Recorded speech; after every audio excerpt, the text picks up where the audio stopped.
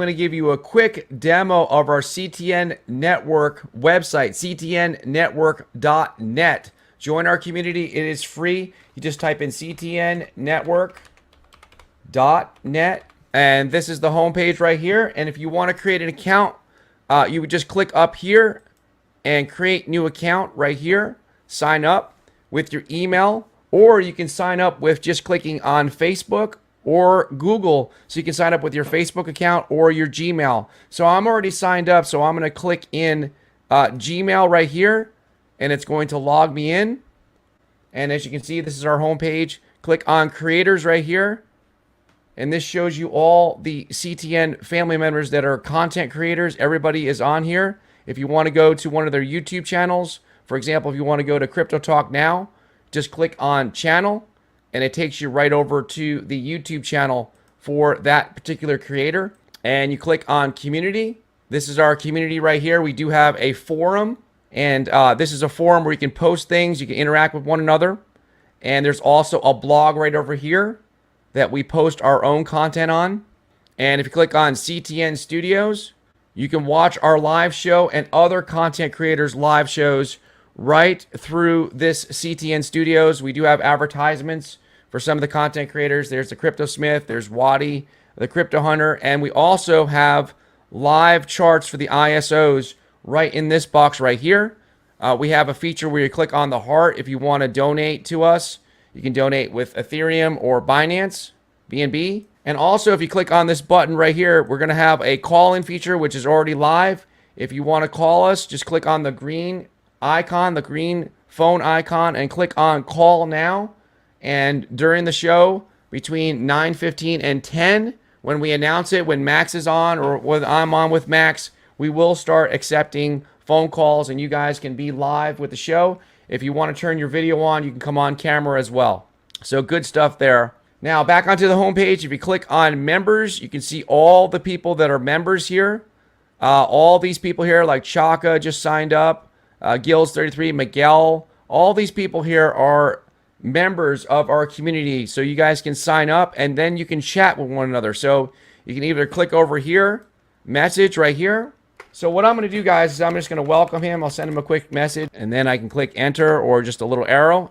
If you want to message somebody else, you can click on message, or you can go right over here into members chat and go ahead and message them and create a new chat if you want by clicking this little button right here. Now also, if you scroll down here, you can see some of the past videos that our content creators in our content creator family have created. You can go in here and watch some of the recorded videos. They're scrolling down here. Just choose one to watch. And that's it, guys. Thank you for watching this brief demo. Make sure you sign up so you can interact and be part of the community when we are not on the live show.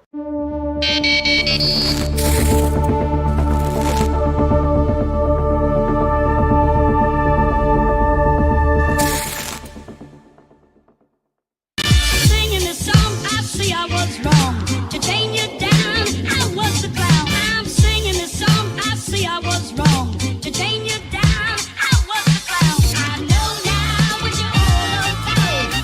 I've had the time to run out. I pray for the touch of your hand. Your love is so, so grand. Oh, baby.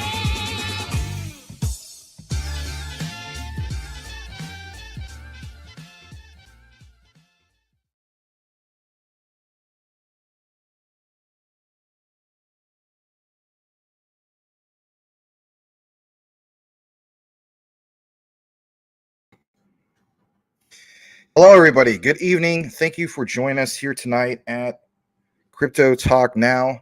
Glad to be with you guys once again. I have everything fixed, and hopefully nothing will happen again.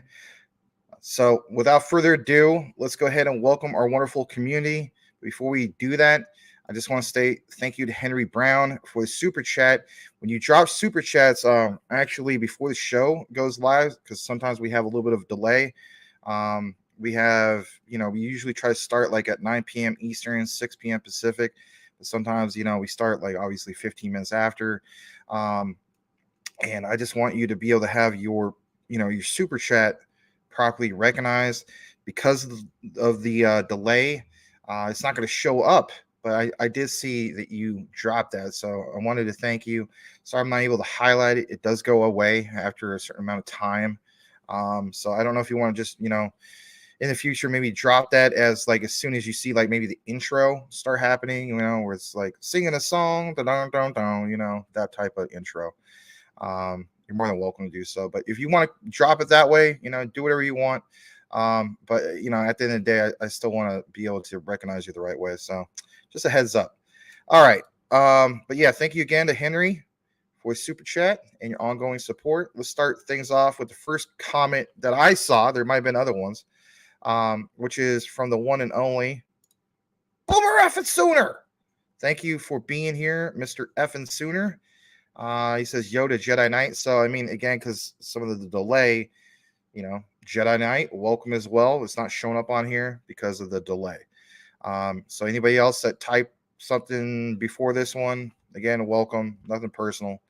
Coochie Boy, thank you for being here. Let's go further down into the comments. And let's see. We also have... yeah, I mentioned Coochie Boy. KK's in the house. Thank you for being here. Brittany, welcome back. Din G says, V-Chain to 20K per coin. Let's go Chinese. Just kidding. A $10 is already, $20,000 per coin. I mean, that'd be like, I don't know, like 5 trillion market cap or something. I mean, maybe even higher than that. I mean, that would represent like way more than the current or all-time highs. You go and say. All right. I want to welcome Mr. Tim Shea, who, I believe at some point did say, hey, thanks for being here, Tim, the mayor of crypto, the crypto commissioner, representing the 589th district of the XRP Army. Thank you again for your ongoing support. We're just going to go a few more down. Excuse me. DNG, welcome. Cool Cat Crypto, welcome back. We got some BSV news to share later on in the show. Everything you see tagged does get coverage. I want to recognize the super chat I just saw come in, and so I'm gonna highlight Cool Cat's comment and kick it down to that one. All right. I believe it came from Patrick Collier. Let me see. It did. He says, fat juice on me, man. I got nothing right now. I got squat, man. All I have in the house right now is my dad's skim milk, which I'm not a fan of that, right? Like I get, his own type of milk. I do have some whole milk, but I use that for like cooking. Like if I'm gonna make like mac and cheese and stuff like that. I don't really use it for the drinking because, let's face it, it's pretty fattening. So that's all that's in the house. It's just water, milk.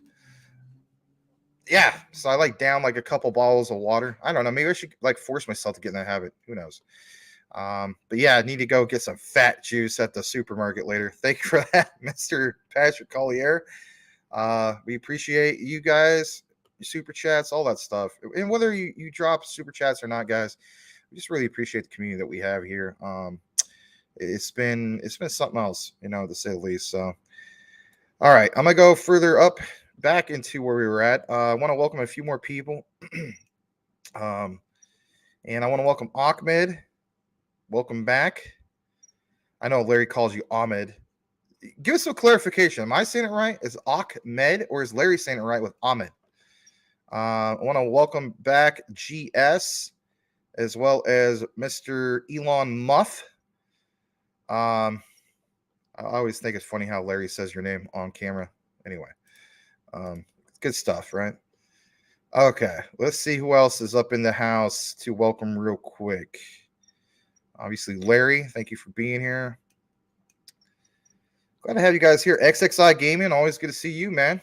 Here's some dabs from NBA Jam, Metaverse, or whatever you want to call it. Everett Vincent, thank you for being here again. Give him a follow on Top Shelf Crypto. All right. Let's read this from Cool Cat. He says, Solana worked great the other day when you used it. Was fast. Think about how that sounds. Well, it worked pretty good the other day. I mean, that's like me back in the day with my, 8-bit NES. Well, guys, we were playing we were playing Hudson's Adventure Island, and it worked pretty good the other day. I blew on it a few times, and then hit the reset button a couple times, and it powered up immediately. Are you kidding me? Um, you know what I mean? But that's good to hear. All right, I want to welcome River. Welcome back. Anybody, if I skipped anybody, it wasn't intentional. Mr. J Crypto, welcome back. Hey guys, I've been making money with Augie and Kiwi. Interesting. Good to have you back, Professor Max. Thank you. Let's see where we're at. Wait, is the intro music? Hold on. The thong song. Yes, absolutely is the thong song. When you come in here, it's just like, let me see that crypto thong. Dun-dun-dun-dun-dun-dun. Mr. Lazy Jedi. Dun-dun-dun-dun-dun. Mr. Coochie Boy. Baby, that thong, crypto song. You like the way Coochie Boy rings AUS crypto. That dong, da dong, dong, dong. Mango Man with the plan. Mr. Larry is singing that Mango freaking man. Never mind. Where am I going with this? All right, AUS crypto. Bro, do you remember me telling you about WTK around a cent? Good to see you finally came around. Here's the thing, man. Yeah, it's not that I come around. It's more like get the time to do a proper video. And, some people obviously in that video let me know, hey, man, you didn't mention about the team and all that stuff. I should have said it was an intro. From now on in the future, just kind of like protect my neck as, Inspector Deck would say, the Wu-Tang Clan, protect your neck. And that is just say it's an intro. Because if you say it's an intro instead of a deep dive, people kind of give you a little bit more of a benefit of the doubt. So I was like, crap, I should just mention it was an intro. Well, it would have been a long intro at 44 minutes. But yes, I was fully aware of it for a while. Shout out to Papa X Max. He was saying, like, in the same breath as Rio, Caspa. He literally mentioned Rio, Caspa, WTK. Those are definitely ones to have. I do think I make an entry point. I don't know if I wait for a little bit more of a pullback, but it's just yet another one to add to my portfolio. And I'm already at like 47 to 50 at this particular point. But there's no denying, like what was mentioned in that intro / deep dive, and that is WTK, Watts Pay. If you guys don't know about it, the crowd of people, that they cater to, I should say cater to, that sounds kind of, I don't know, odd, but again, we're all about supply and demand with our crypto assets and so on. So with that said, if they fill in a need, which I believe they do, for a whole, properly represented, conglomerate group of people in specific regions, the Middle East, that area around Indonesia, Malaysia, and so on, right? That's a very large Islamic population. Well, due to, let's face it, Sharia compliance and so on, those people are not just going to jump in to like a payments platform. If you have one that's going to get it done, then that makes them a very big player, right? And then especially what was mentioned in regards to the metaverse, I definitely have been convinced with doing more research that, solid, there's something there. So, and now in that being mentioned right next to Stellar, as far as one of those big prestigious awards for, powerful innovation through blockchain and so on. Yeah, WTK Watts Pay definitely impresses. But anyway, thank you for being here, Mr. AUS Crypto or AUS Crypto. Consider changing your avatar. Something speaks more about who you are, what you're about. Maybe change it to a Watts Pay avatar or something. It's up to you. But let's give them a warm welcome, or welcome back, I should say. Big Watch Dude says, welcome back, Max. Thank you very much for being here. Appreciate that. Good day, Sir Max, from Rafael Santos. Good to see you as well. Always safe, and thank you as always. Yeah, you're welcome. Lazy Jedi, obviously, welcome to you. AI Doge is most definitely not taking off. LOL. Well, I mean, you know what? You made yourself some money though. I'm down more than earlier and less than the day before. LOL, and so on. All right. So just gonna get down to a few more comments. See if there's anything else I might have missed, and we're gonna kick it right into what we have for you guys tonight. I did see a familiar face. a couple of them actually. I want to, let's see. I want to welcome Mr. GF Burke, who's made it clear that that is his gaming clan, just like I made it clear that this right here, DPG, Dog Pound Gaming, Dog Pound Gamers, we've been around for 21 years now, 21 plus years. So shout out to you and your clan / gaming community. All right, I saw another person that I haven't seen in a while. Your macs and cheese. I make a mean mac and cheese. I want to state that. I do. And that is Uncle Thursday. Welcome back. He says, "What up, bro?" Well, welcome back to you as well, brother. Glad to have you here. And what is that? Make America Great Again with Pepe. Huh. What was that you blew on a Nintendo cartridge, but I see where you're trying to go with that. There's always that one friend that I always have growing up that has that sick sense of humor. It exists everywhere we go in life. That's okay.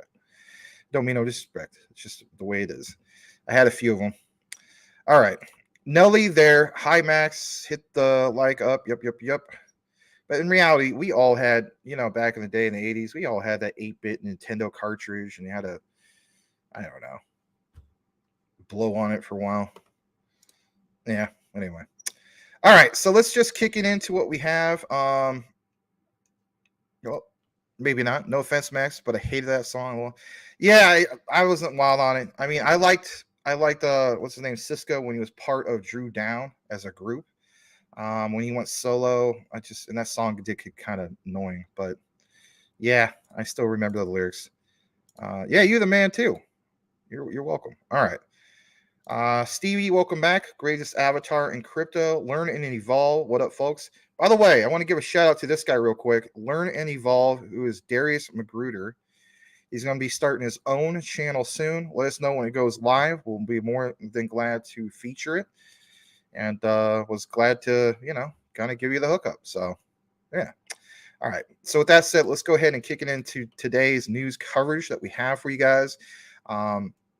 So we're actually going to start things off with some QNT, and then we're going to get into some Jasmine, and then everything you see that's tagged. There's some big news in regards to Hedera, but everything you see is tagged tonight does get coverage. We also have some community coverage that's a little bit mixed of, like, for instance, XRP, some other ones, or just things that are going on in the world. So let's go ahead and jump into that. All right, so here we are.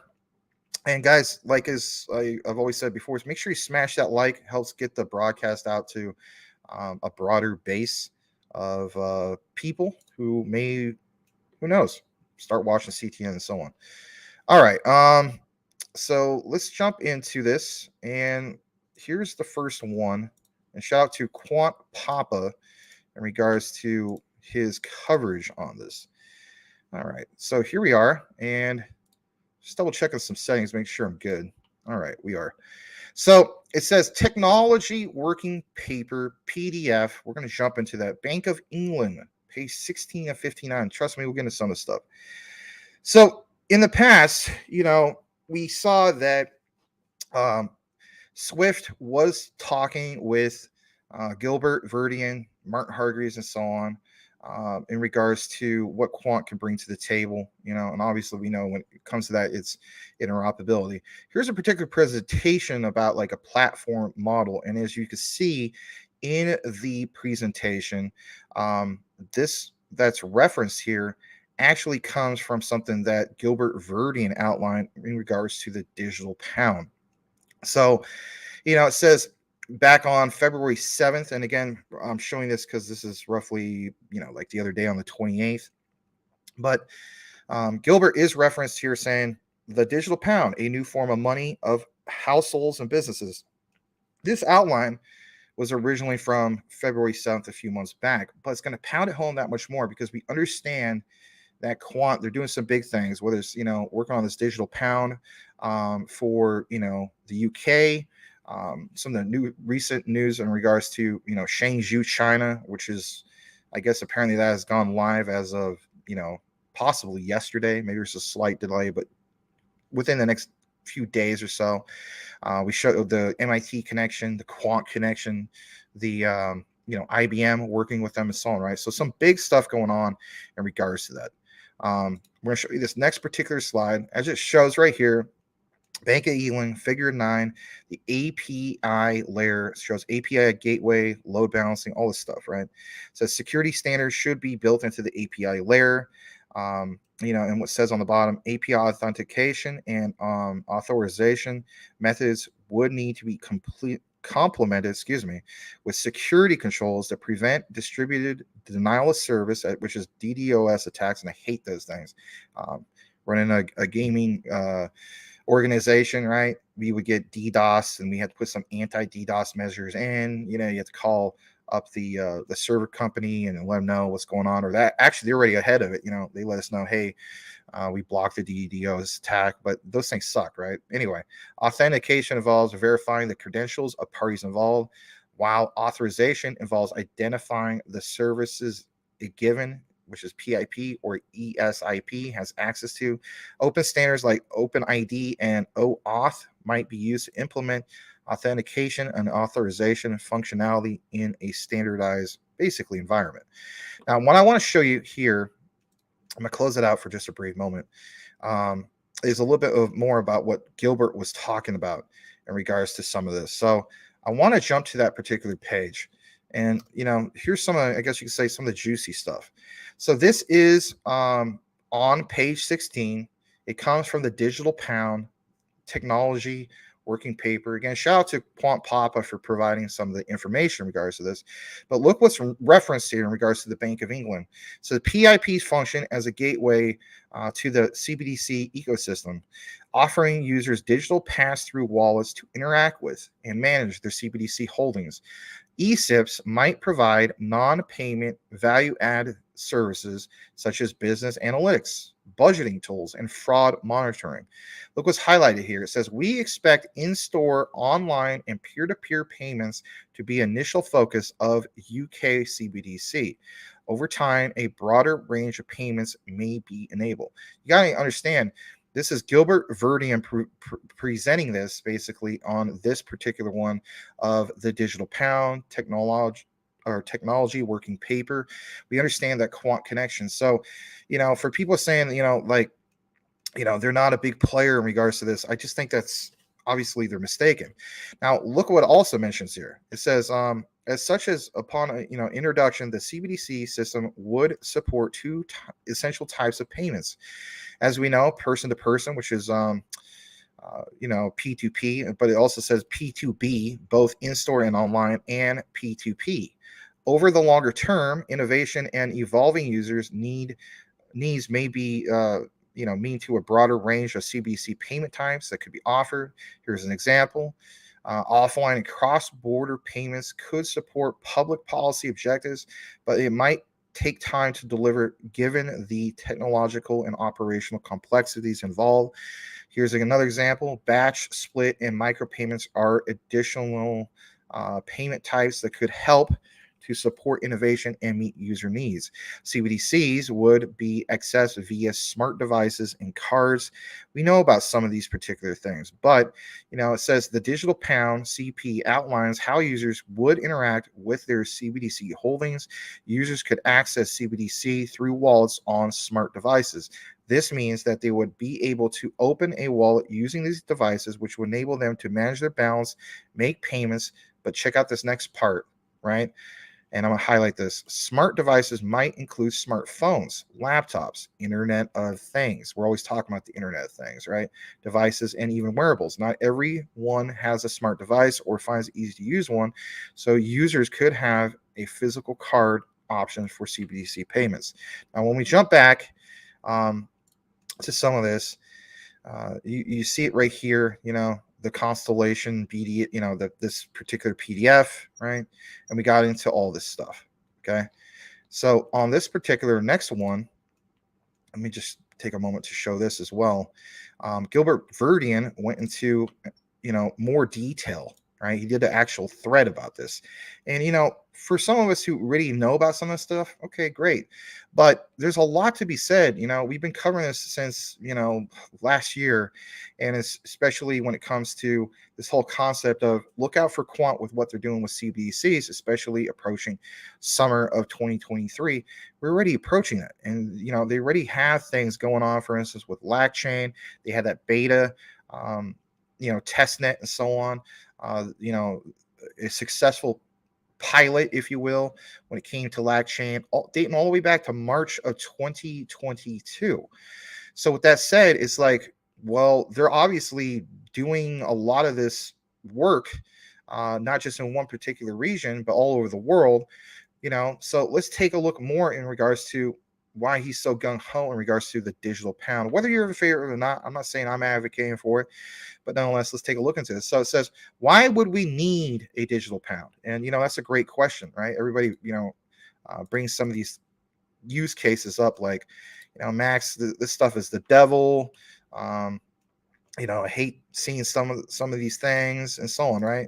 I think Gilbert Verdian obviously recognizes that, but I'm going to go ahead and blow it up just a little bit more.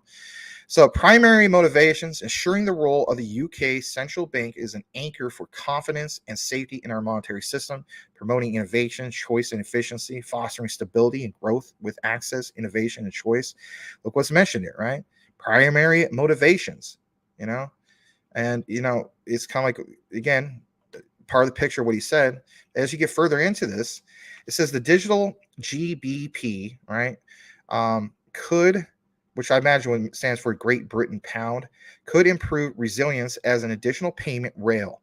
It could also complement existing financial inclusion initiatives.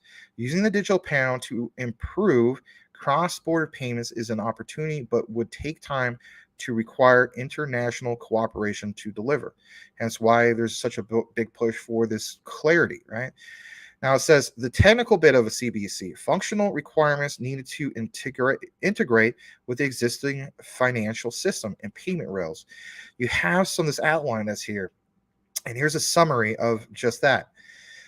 Smart devices, physical cards, existing online in-store point-of-sale infrastructure, like we talked about earlier, Internet of Things. We mentioned some of this. The payments, obviously, is a big one. Of course, they're going to mention interoperability, moving between CBDC and other forms of money, particularly cash and bank deposits, right? He gets into this part. It says design considerations needed for a CBDC: privacy, security, resilience, performance, energy usage. I didn't mention everything here. It says this right here. One of the most important topics and concerns for CBDCs has been privacy, and that's probably the most important one, right? People just don't like the idea of, the government having that much control, and who basically wants to have control of any of this. So he has this quote. He says, neither the government nor the bank would have access to users' personal data except for law enforcement agencies under limited circumstances, prescribed in law and on the same basis as today. That's a great statement. The reason why it's a great statement, and some people are going to say, well, that's BS. I mean, come on, Max. I mean, if you give the government control of anything, you really think they're going to, be halfway in and halfway out? I hear you. But at the same time, understand this. Why would Quant go and apply for an approved patent in Japan when Japan, like we mentioned, especially with Jasmine, is so like opposite of what we are here in the United States, and that is protecting users' data? I honestly think there's really something there. So maybe, this is a legitimate thing, and maybe that's how, limited control that their government would have. Understand that is their particular government. We get that. I'm going to blow this up on this other particular one. I want to go over here where it says, in regards to the personal data and the know your customer, KYC. So the two key highlights here is, like it says, personal data collected during user onboarding and payment transactions should by default be limited to that required for those purposes. Users might choose to provide additional data in exchange for advanced services. Again, think about that in itself. I mean, to a sense, that's kind of like a hint of what Jasmine's doing, right? But we're talking about in the UK in the form of CBDC, right? So when it says users might choose to provide additional data in exchange for advanced services, I guess you could say that's like their kind of like a reward, not quite monetization, but at least a reward. Excuse me. And then this next part, right? Know your customer data collection processes should support integration with user identity services, lawfulness, fairness, and transparency. All right. Just a little bit more in regards to this topic. So it says privacy is fundamental to trust and confidence in CBDC system. And regarding a UK CBDC, it says it would be designed to promote and protect privacy in accordance with users' personal data rights. Again, this whole narrative that they're just not going to recognize it at all. At least they're having some form of a conversation and recognizing it, right? At the end of the day, I mean, these are supposed to be the countries that promote democracy and so on, whether you're for that or not, or agree with those statements or not. At least, it's mentioning it, right? At least it's not like, hey, this is just blanket. Let's just blanket the whole system with our government control, our way or the highway. I mean, if you think about it, like if they introduce some of this stuff just like that without recognizing privacy being a fundamental to trust and confidence, you may see very well or finally like an uproar, right? So it says this is essential for user trust and confidence in CBDC system. The CBDC system should implement data privacy by design while facilitating compliance with applicable laws and regulations. The digital pound CP proposes 5 design objectives related to privacy. And again, I know this is a quant segment, but my theory of this whole thing with quant possibly getting together with Jasmine in the future, because they already, have their stake, if you will, in Japan with that particular patent. To me, that simply makes sense based off some of the things you've seen mentioned here. Neither the government nor the bank would have access to users' personal data except for law enforcement, like we mentioned before. CBDCs would not be anonymous because the ability to identify and verify users is needed to prevent financial crime and to meet applicable legal and regulatory obligations. At the end of the day, the saying goes, when it comes to privacy, well, do you want more privacy or do you want more security? It's kind of like which one do you want to have? Because if you want the utmost amount of security, let's face it, there's a lot of privacy that's given up in regards to achieve such things. This last part I want to read. Enhanced privacy functionality could result in users securing greater benefits from sharing their personal data. To a sense, it's kind of like a catch-22, right? How much comfort or privacy are we willing to give up for that security? Here in the United States, I honestly think it's kind of like the opposite. Like a lot of us here don't want to give up so much of that privacy. Like our attitude is, yeah, we want to have a sense of security, but not to the point where it invades our personal freedoms. And I would agree with that. All right. I'm going to get into just a couple more things because I know this is, quite the outline. It says today, as in February 7th, law enforcement government agencies under what is allowed by law can request financial personal information or data from commercial banks to investigate crime. So at the end of the day, you've seen in other videos and other live streamers talk about this whole concept of, we're trying to sell the idea of a CBDC. I'm not trying to sell the idea of CBDC. I'm just trying to bring the information out there.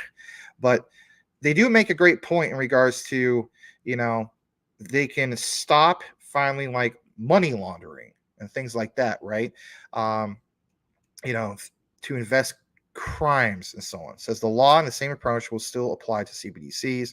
This next part, it will be the same as today AML, KYC regulation, where commercial banks are responsible for compliance and managing the relationship with their customers, complying with the same rules and regulation as today with non-CBDC money.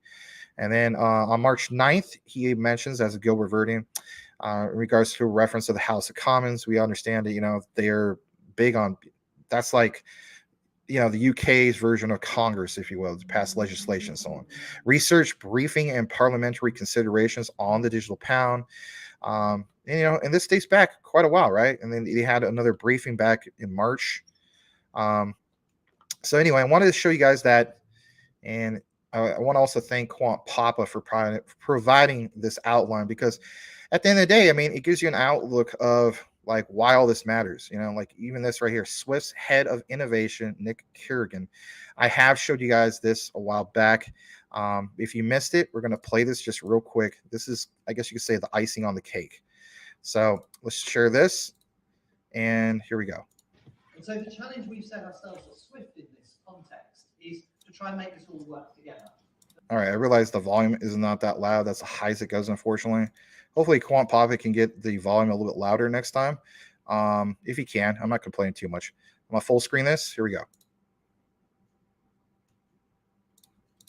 And so the challenge we've set ourselves at Swift in this context is to try and make this all work together. In other words, to make this diverse set of CBDCs work together with themselves and alongside existing payment systems, which will undoubtedly continue to exist for many, many years to come. And how do you actually join that up so that if I'm Nick in the UK and I have a digital pound, I can actually pay Dirk, who's maybe in the Eurozone and doesn't have a digital euro, right? How do you actually make that work?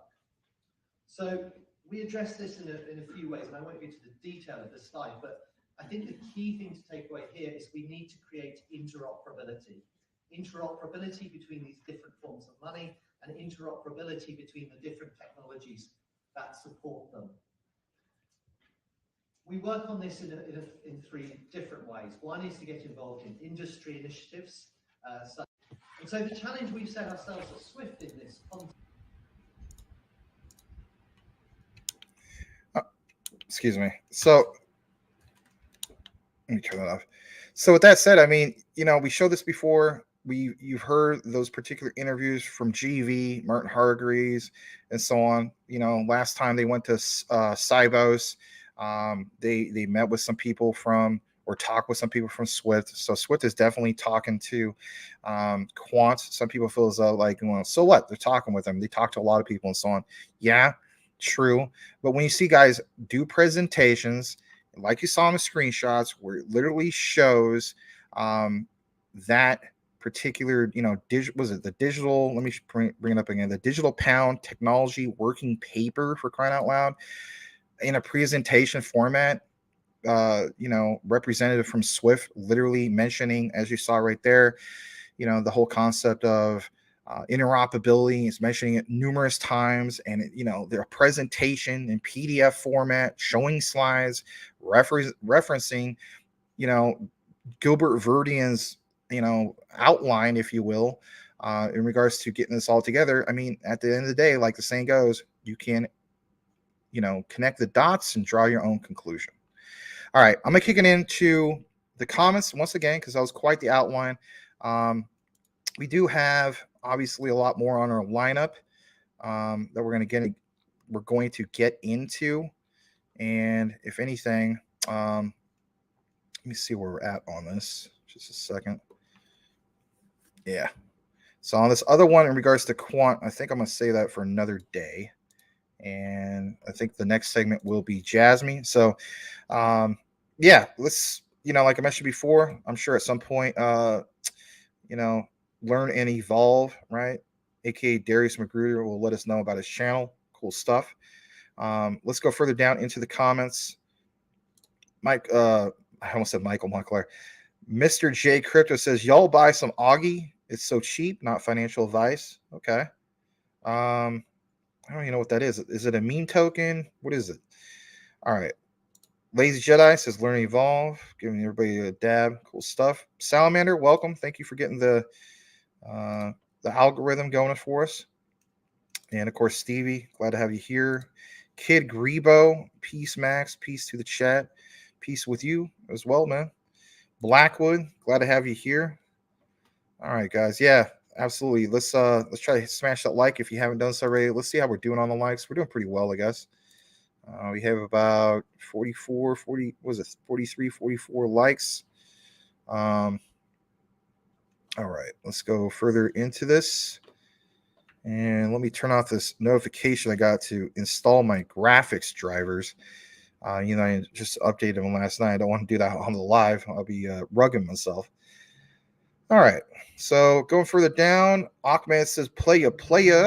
I guess because I was singing or something earlier. Nothing there. Hey, Max, I hope your father's okay. I have been MIA. He got moved to a rehabilitation center for physical therapy and occupational therapy because they just think he's too weak. I would agree with them on that. I've been wanting him to do physical therapy and occupational therapy since October. It's kind of like one of those things, it's I love my dad, but he's a little stubborn, and it's okay. I'm not saying I'm perfect. I think everybody can be kind of stubborn to a certain degree at certain points in their life. Guy's 88 years old. He doesn't want to be told that he has to do all these things. I mean, he's also a guy that was, I would say, probably up until age.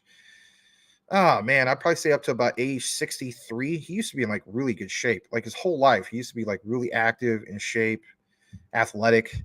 And then as the saying goes, you start taking it easy, and that's, I guess, where your health is going to catch up to you. But if you saw a picture of him, he does not appear to be a guy who's 88 years old. Usually when people meet him for the first time, they would say like 69, 70 years old tops. When they find out he's 88, they're like, no way. But I don't know. He definitely needs that physical therapy because he needs to get stronger. And I've been wanting to try to do like exercises with him and so on. And he just kind of has the attitude like when he's at home, he just doesn't want to do any of that stuff. So all I got to say is I think today was his first day of physical therapy, and hopefully it went all right. And I'll be checking in with him later on. Maybe not tonight, but I'll probably be checking in with him tomorrow. But thank you for your concern. I appreciate that. Big Washington says Drew Hill was the group. I liked Drew Hill back in the day, late 90s and so on. All right, Gary Williams, welcome back. Hi, Max from Oz. Well, welcome back, Mr. Gary Williams. Drew Down or Drew Hill. Oh man, Drew Down was a good rapper. We're talking, was it San Francisco, Oakland rappers, right? San Francisco Bay, Bay Area rappers. Drew Down, Spice One, E40, the Loonies. God, man, there's quite a few other ones. I think Sully Cell might be from that area. Whatchamacallit? Man, I'm obviously drawing some blanks here. I shouldn't be. Man, I'm gonna kick myself. Too Short. Are you kidding me? Who doesn't like some Too Short? All right. Selmo Fudd says Crypto Talk Now. Yes, thank you so much for being here, Mr. Selmo Fudd. And Dingy says, I hope stream is maximum hour and 30 length. Yeah, you don't want that long? Okay. All right. Boomer F and Sooner says, dumb question concerning Shiba. If Shy can donate half the supply to Vitalik only for most to be burned, why can't they do it again to lower that massive supply? That is a very good question. I don't know. If it's such a huge supply, the only thing I could see, I'm not trying to justify this, Boomer, but like, for instance, like the same concept of why they have so many zeros and so on, why he, was it Vitalik donated so much to India? I don't know. I mean, some people say that having a massive supply and be able to just donate a lot of it really helps, but you're not donating all the time to, countries or organizations and so on. So, if you're really for, gung-ho for the project, why don't you do like what you just mentioned here? I don't know. I really don't have the answer for that. I wish I did. But that would make sense. I agree with you. That would make sense. All right. Sorry, Muff. I was looking at something else. That's funny stuff. All right. Let's see here. CV says, if people like gaming, get on GFoul. Same owner as EA Sports. Didn't know that. That's interesting. Michael Montclair says, Angry Pepe is doing well too. I'm going to sell at a few hundred and then drop that into some quant. So you guys are doing your own version of like power swaps. That's cool stuff. I want to welcome Mr. Menelect. I don't know if at some point you did say hello, but hello, is it Menelect we're looking for? Lionel Richie. Yes, that's right. All right.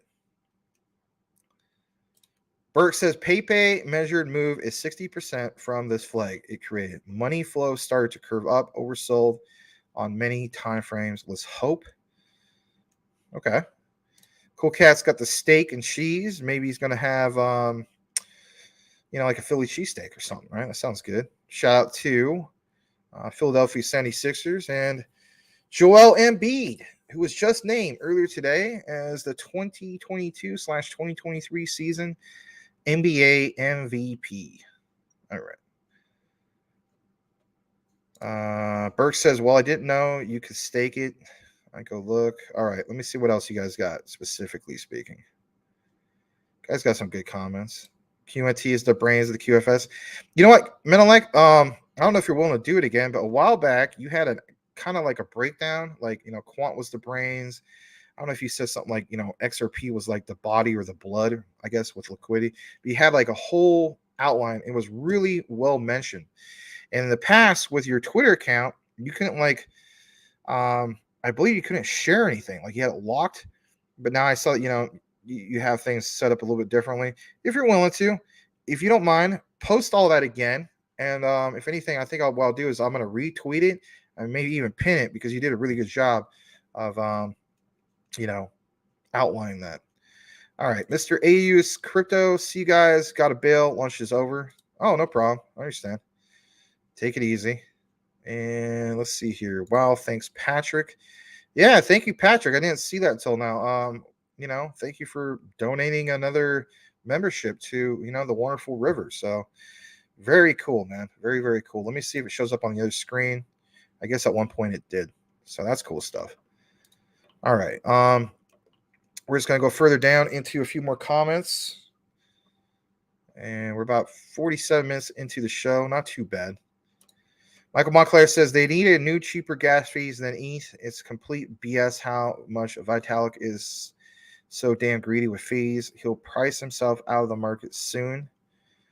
Go be right. And not only that, I mean, people are becoming, or I should say people who are part of different organizations in regards to blockchain, they are leaving, Ethereum and so on. They're jumping ship to other particular ones. What is just so annoying is when you see new meme token projects that, launch on ERC20, maybe because I guess it's just so easy to use, or that's the default template that they're, that they're used to. I don't know what the case is. Me personally, I mean, it's like, come on, why don't you just, if you want to go this route, why don't you build like on XDC, or why don't you build on some of these other particular ones? You really have to go with Ethereum. And some people will say, well, Max, remember 2021? I mean, that was Solana. That was supposed to be, the rival to Ethereum, and basically, was a lot faster, got the job done, right? But as we know, that wasn't online all the time. So there is some gripes that people have and so on. All right. Yeah, but go be rise, like you said. Coochie Boy says, one on a DEX. Enjoy the benefits. I think you guys are having a conversation. That's good stuff, though. All right, I'm going to read it. Just a couple more comments. CTN. Oh, hi, CTN fan from Stump Rider. Thank you. Good to have you here, Stump. And Mr. Edward Vincent says, why do people say to maintain the republic, we have to sacrifice our privacy and liberties? They say with the increase of population, it makes it ever more difficult to maintain freedoms and safety for all. And you say that's basically BS. It's a good way of looking at it. Blackwood says privacy needs to be part of U.S. regulations. I agree. Eventually, people will find out what other countries are doing and expect the same. That's a good point, too.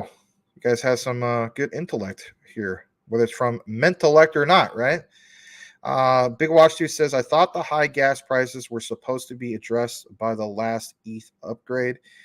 Yeah, but look how well that's working out. And even with the upgrade, it's still going to be something that's not, that can't scale compared to other particular blockchains and so on. I honestly think it's just, how's the saying goes? It's like, you can give a car a new paint job, but does that car still, does it have a new engine?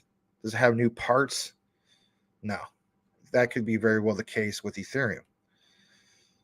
All right. Want to welcome Mrs. Michael April Cornwell. She says, hey, peeps, bring the flowers. Thank you, April. And I want to welcome Mr. Dan Armin. Welcome back. Let me read a couple more. All right. Larry says, your crypto professor, Mr. Max, the Jasmine King Quants. What the heck? Okay. Oh, man. Hey, there's the guy we're looking for. Mr. Rayan says, I will be back watching you again, Max, in 2024. What? April, see you around. I may be busy. You're going to be busy all the way to 2024? Doing what? If you don't mind me saying. All right. Well, sorry to see you, Rayan. That sucks, man. I hope you come back before then. You know, is it because they didn't have no fat juice today? All I have is my coaster with nothing on it. You know, I'll give you a virtual invisible fat juice. Here we go. Cheers. That sucks. I want to see you again, Rand.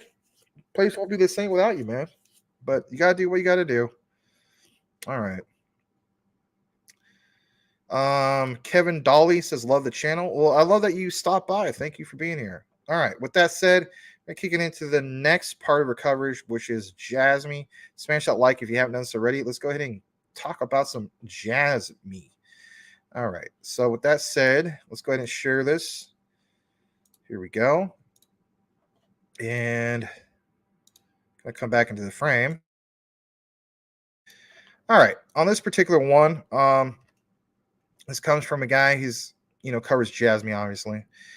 His name is B. Rich. So shout out to him. Gosh, allergies. Kind of got an itchy nose there.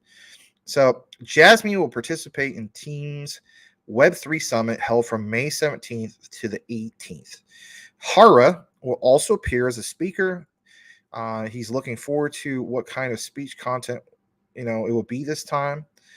And, it's cool stuff, right? Let's blow this up. So it is kind of blown up right there. So Team Web3 Summit, Tokyo, Japan. Obviously, he should be there. It's in Tokyo, for crying out loud. It's going to be at this place called Toranomon Hills, Tokyo, Japan. 100 speakers, 120 VC.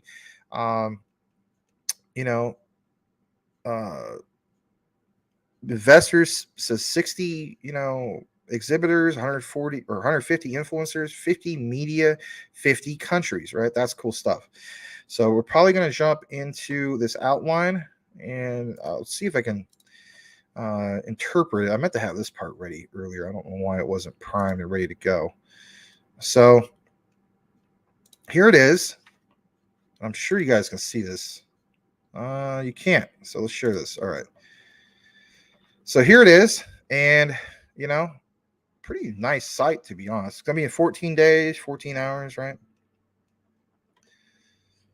Here's a little bit about it. I'm going to play this video for just a brief moment.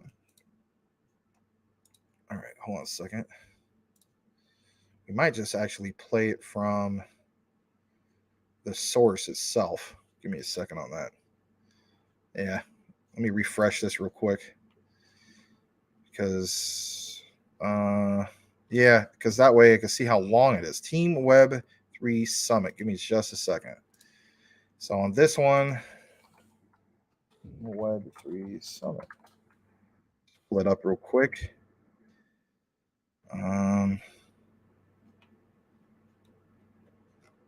Well, what the heck? Can't find it on YouTube. All right. Well, you know what? We'll play like roughly, if it's like 3 minutes, we'll play like 3 minutes. Okay. So here we go.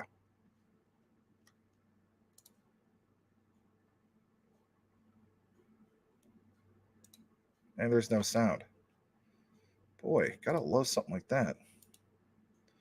Copy video URL. Haha. There we go. There's always a workaround, right, guys? There we go. There we go. Yep. Now we're going to share this tab instead. Here we go. All right. Teams, as in with a Z, Web3 Summit. All right. This is on. Oh, it's only 16 seconds. All that trouble for 16 seconds. Ugh. All right. That's all right. Here we go.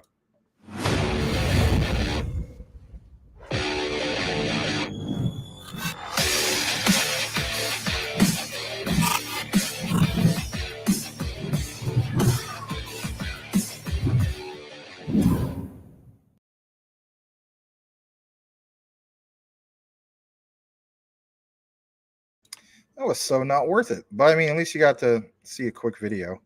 All right, so we're gonna obviously get back to where we're at with this. Here's that. That was a fail, all right? All right, so with that said, I mean, we're going further into this. Obviously, I mean, it looks pretty impressive. I mean, for crying out loud, that building kind of reminds me of like Nakatomi Plaza, no pun intended, right? Looks like, Bruce Willis Die Hard is gonna like jump off of that thing or whatever as a helicopter explodes at the top or whatever. There's this conference area or almost like a theater to a sense. That's pretty impressive. Some of the speakers, right? Some of this obviously is in Japanese. So what Web3 partner, diamond sponsors, some of these big sponsors, right? And Alibaba Cloud. Let's get further into this. Some of these other ones, Certic. Who doesn't know about Certic? Slow Miss, which is another audit company. But look at that, guys. It's, you got to keep in mind it's not going to give the correct English, but pitch sponsors. Jasmy, right? So if anything on Jasmy, I'm going to try to open up a new tab and see what shows up with that real quick. Probably just going to take us to the Jasmy website. Yeah, that's okay. So yeah, there's Jasmy. That's cool. But Jasmy's fake. It's all fake horror. He's Photoshop. He's not even real. Okay. I mean, some of these fudders still believe that stuff. They're still selling that. They're still coming up with some of that stuff. All right, community partners. See if there's any big names in regards to that here. We're going to go further down. I mean, some of these ones I kind of know of, like Nano Labs. I haven't heard of like the rest of these. You got to keep in mind, most of this stuff is like, in Japan, right? So media partners, obviously we know about Cointelegraph, but it's Cointelegraph of Japan. Let's see who else we got up in this. His house, USA Today. I mean, that's big. All right, cool stuff. All right, so there's another one. Is this going to be another epic fail? Well, we're not going to find out that way again. We're going to do it the other way. And we are going to copy the URL. Another thing that's only 20 seconds long, but that's all right. Let's go ahead and play this as well. All right, here we go.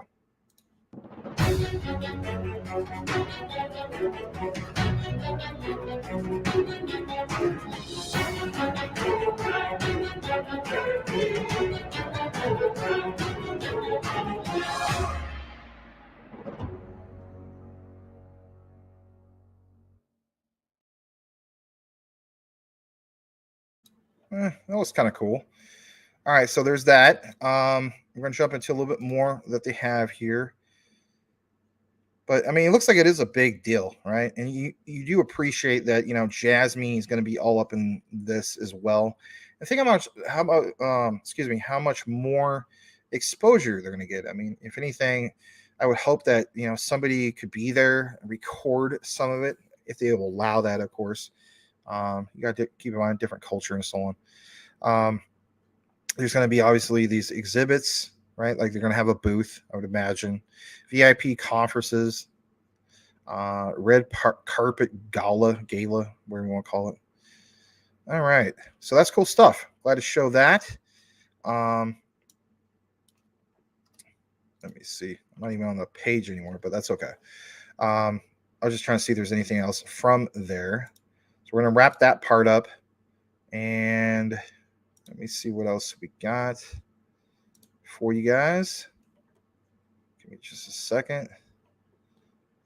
All right. So this next particular part is in regards to a little bit more from Jasmy. And I want to get into this here in a bit, but we're going to kick it back into the comments because this next part is a little bit of a semi-deep dive in regards to Jasmy. So let's kick it back into the comments and, again, let's welcome Kevin Dolly. Says, hello. Kevin, consider changing your avatar. Something speaks more about who you are and what you're about. That way it's a lot easier for us to identify you and so on. If you choose to do so, you don't have to. But any questions or comments you have, we have a very welcoming community. And whether you're new to crypto or you've been in this a very long time, We just like to again give you the warm welcome. So guys, give Kevin Dolly the warm welcome. Thank you. All right. Coochie Boy says, remember, in about 2 hours, the other side of the world starts waking up, and that is very, very true. Too Short, Oaktown's finest. Yep. Says Big Watch Dude. Hey Max, are you hip to G-Eazy? He's a white rapper from the Bay Area, has kind of an Eminem vibe. He can really follow. No, I'm not. Don't know about him. I have to check that out. There's a lot of, I guess you could say, I should say mainstream, but I have to really catch up on a lot of stuff. I'll be honest. I'm kind of stuck in, like late 80s, 90s, early 2000s. The only, like, some of the only mainstream guys I'll listen to is that's somewhat modern is like Kendrick Lamar, people like that. But nope, I am not aware of him. So, but that sounds interesting. I mean, especially if he's like kind of sounds like Eminem. Cool stuff. All right. Yeah, like Larry says, your comments and questions are appreciated.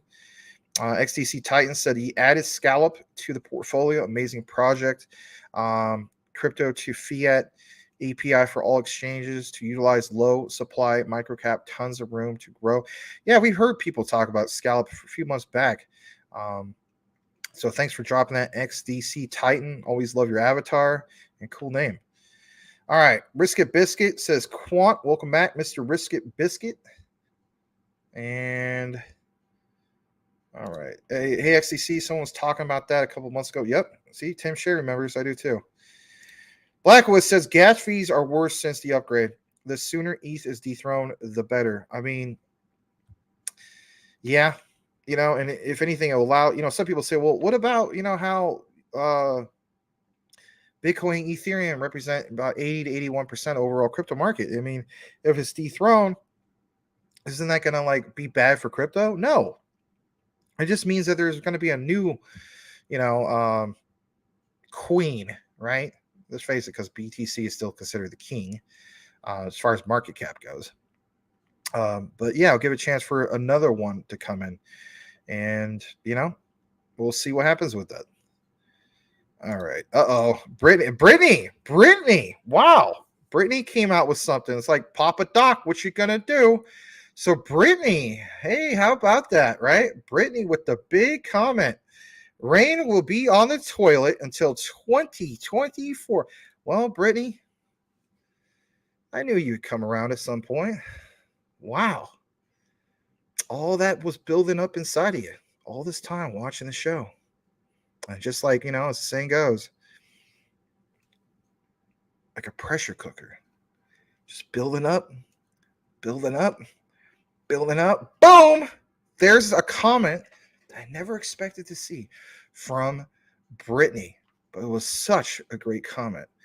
In fact, it was so great that we might have to just take this, screenshot it, put it into our Twitter, pinned tweets in regards to the wonderful, the only Rayan, who will basically come back sometime in 2024 to update us on the Mudbutt Special, Part 2. Thank you very much. All right. Rayan is a time traveler, perhaps. Yeah. He's waiting on Quant. Yeah. Oh, God. Everything has opened up. No pun intended. Yeah, I know. I couldn't believe it from Brittany. I mean, it was just kind of shocking. It's kind of like when I'm teaching in school, it's like there's that quiet kid, you know what I mean? And, he or she is just, just sitting there and they're just paying attention. And, they have A's, right? They never like, turn in their work missing. It's always turned in regularly or in on time. And when we do a parent-teacher conference, have nothing but good things to say about, for instance, the wonderful Brittany, and then, I basically, they ask parents, well, does my kid misbehave? No, Brittany is a well-behaved student. She always shows up to class willing to learn, turns in her work regularly and in on time. I have nothing but good things to say, and it doesn't talk much, but boom, out of nowhere. Wow. That was something. All right. Yes. Thank you. All right. Let's go further down into the comments. Fun stuff tonight, right? I mean, will we get an update on Mudbutt Special Part 2? I don't know, but we might. Michael Montclair says, I'm finally at 10,000 tokens. Gold met for Exxon. That's nice, man. That is not a bad bag at all, man.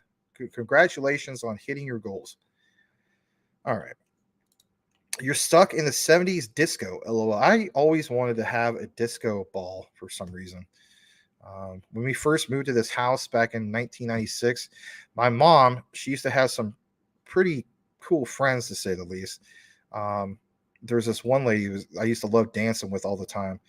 And I was like, tell them like, why don't we just get a disco ball? But we never did. And we used to have like spotlights here and it would have made sense. But anyway. All right. Staying Alive. Yeah, good point. Sanford and Son is a good show. Wow. God. Roller skating to the Bee Gees rules. I roller skated quite a bit back in the 80s, but during that time it was a lot of believe it or not, it was Phil Collins. Like I can still remember it like plain as day, like when I was like 4 or 5 years old. Like you just constantly hear Phil Collins in the air tonight while you're roller skating for some reason. Anyway, roller derby. Yeah, those are fun. Mud butt. Listening to Bee Gees eliminates mud butt. God, rains mud butt to 2024. That sounds creepy, Max. I don't know what we're referring to the creepy, but that's okay. All right, so Cool Cat, has he left? Does that mean he left when he goes out the doggy door? I don't know. All right, let's go ahead and highlight that. All right, smash that like if you haven't done so already. Let's kick into our next segment. This is in regards to Jasmy. I'm going to give a shout out to this particular guy. His name is Brian. He hosts Jasmy Twitter Spaces with Zippy and a few other guys that have been doing Jasmy coverage for probably like over a year before I was even doing it. So these guys, in my opinion, are like the heavy lifters, if you will. So he says, thanks for sharing to this guy, Yanis Slav. All right. This is a good article for anyone to read that isn't familiar with DFFT. Now, you may be wondering, like, what the heck's DFFT? Well, we're going to get into that. But it says here, the framework is very favorable to what Jasmy's offering as a platform. Very interested to see how things take shape in the coming months and years. Now, here's the thing, right? I don't want to do anything that, some people refer to as a nothing burger and stuff like that. But at the end of the day, this is something we should pay attention to. Okay. So, obviously with Quant and some of these other projects, we talk about, for instance, CBDCs or we talk about, central banks and, which one will be the one that moves the money that's connected to, some of these things, for instance, is Swift going to work with XRP, when it comes to some of these things, and, is XLM with the peer-to-peer money, is it Quant with, the interoperability, all these types of concepts, right? Well, what about this Jasmy with this thing called DFFT? You may not even know about it, right? So what exactly is DFFT, you may be wondering, right? And that's a very, very good question. And we're going to jump into this for just a brief moment. And here it is. And what I'm going to do is I'm going to highlight this real quick. Actually, before I do so, I'm just going to tell you what DFFT is. So it means data free flow with trust, DFFT. Now, as you can see right here, when we blow this up, let me see if this is big enough. Yeah, it looks like it is. It says, in the nearly 4 years since the DFFT was endorsed by the G20, Japan has advanced the concept in several ways. In April 2021, a G7 roadmap for cooperation on DFFT was adopted at the G7 Digital and Technology Ministerial Meeting. The roadmap laid out 4 key cross-cutting areas of cooperation. Number 1, data localization. Number 2, regulatory cooperation. Number 3, government access to data. And number 4, data sharing for priority sectors.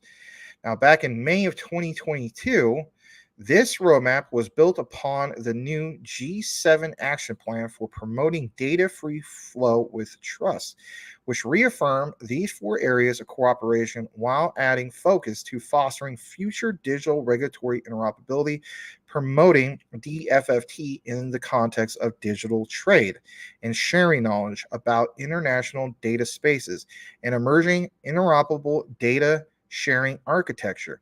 Japan has also infused DFFT into new trade agreements, such as the, listen to this, U.S.-Japan Digital Trade Agreement, which is USJDTA, and the Japan-UK Comprehensive Economic Partnership Agreement, which is the Japan-UK EPA. Now, I know it's kind of like a mouthful. I also want to reiterate this as well. So my theory, and I guys, don't get me wrong, it's just a theory. I don't think I'm too far off on this. Again, the whole thing with Quant doing that application for a patent in Japan, being approved. Everything that you saw outlined here, I know this is supposed to be a Jasmine segment, but we're going to get into that. Everything that you've seen outlined here when it comes to some of the things that are mentioned, adding focus to fostering future digital regulatory interoperability, promoting DFFT in context of digital trade and sharing knowledge about international data space. I mean, like all of this stuff basically says to me, you know what? Quant would work with Japan to create that regulatory interoperability, with cooperation with the government for access to the data and data sharing for private sectors and so on and so forth. To me, that just simply makes sense. Also makes sense in regards to even Jasmine. So when we get further into this, I'm going to blow this part up because it's a little bit small for whatever reason. Pull this up. And here we go. This is a little bit bigger. So institutionalizing DFFT. You're going to hear a lot of talk about, institutional money. You got to get regulatory clarity to get the institutional money. But what about the whole concept of Japan? Like we mentioned before, when it comes to Japan, they already get it. They're already embracing crypto. They're already embracing blockchain technology, Web3, all this stuff, right? So what about institutionalizing DFFT, right? Great question. It says operationalizing DFFT is largely a matter of institutionalizing DFFT. For the concept to be put into practice and scale globally, DFFT must be incorporated into the architecture of the global economic order. Japan hopes to establish a single forum for DFFT where governments and other stakeholders can convene to discuss and develop rules and frameworks for global data governance, ideally at an existing international organization such as the OECD with a designated secretariat. In conjunction with this DFFT secretariat, Japan is launching an institutional arrangement for partnership on DFFT, a multi-stakeholder group involving governments, policy experts, companies, universities, and other relevant entities. I know this is a lot verbatim, but I don't want you guys to miss out on any of this. That's why I'm reading a lot of it verbatim. Together, the DFFT Secretariat and its broader multi-stakeholder community would develop specific projects and work streams to implement DFFT with close coordination and monitoring. They, of course, got to select the right ones. So selecting the right institution to be a steward of DFFT's next phase is the essential OECD, which represents all G7 countries. You may not know about that. States is a strong candidate with its history of work on global data governance. In the future, probably within the next week or so, I'm going to look more into OECD and try to give you guys an update in regards to this, because I think this right here is something that we should pay really close attention to. I'm just going to throw that out there. So get used to seeing a little bit more in regards to OECD. But yeah, with its history of work on global data governance and recent success in advancing multi-stakeholder work streams related to trusted data flows. However, the OECD represents only 38 member countries. 38 is just not enough, right? But, I guess it's from the broader, bigger perspective of having 200 plus. That's a good point. But it says lacking the near universal membership of organizations such as the WTO, another proposed approach convening a more flexible form of data regulators akin to the model, or akin, excuse me, to the model, not akin, of the G20's Financial Stability Board. So, one thing I want to mention is, this whole thing of, like it says, convening a more flexible form of data regulators. When we have this concept here in the United States of, we have to have regulatory, regulatory framework, and our elected officials, if you will, got to come together and get really something going and so on. That regulatory framework, as we know, can lead to the regulatory clarity to get the institutional money coming in. But what about like this other side of the world, the Far East, Japan, when it comes to data regulators, right? Like, understand that that's a big deal. So I want the reason why I'm showing this to you guys is I want you guys to understand that there's a big reason why Jasmine or Japan, both come hand in hand when it comes to the importance of protecting data privacy, and so on. So if you have Jasmine labeled as the Bitcoin of Japan, right, which is a pretty good title in itself because it means that they're the first, right? And then having, some of these outlines of, a flexible form of data regulators, right? That's, connect the dots, if you will. These are some good things, to say the least, because if you have some of these connections, to me, it's like, well, they are already embracing crypto, they're embracing blockchain technology, distributed ledger technology, all this stuff. Well, what about having a financial stability board? What about having, like it says right here, expand inclusive institutional money, not money, but the capacity in regards to that, right?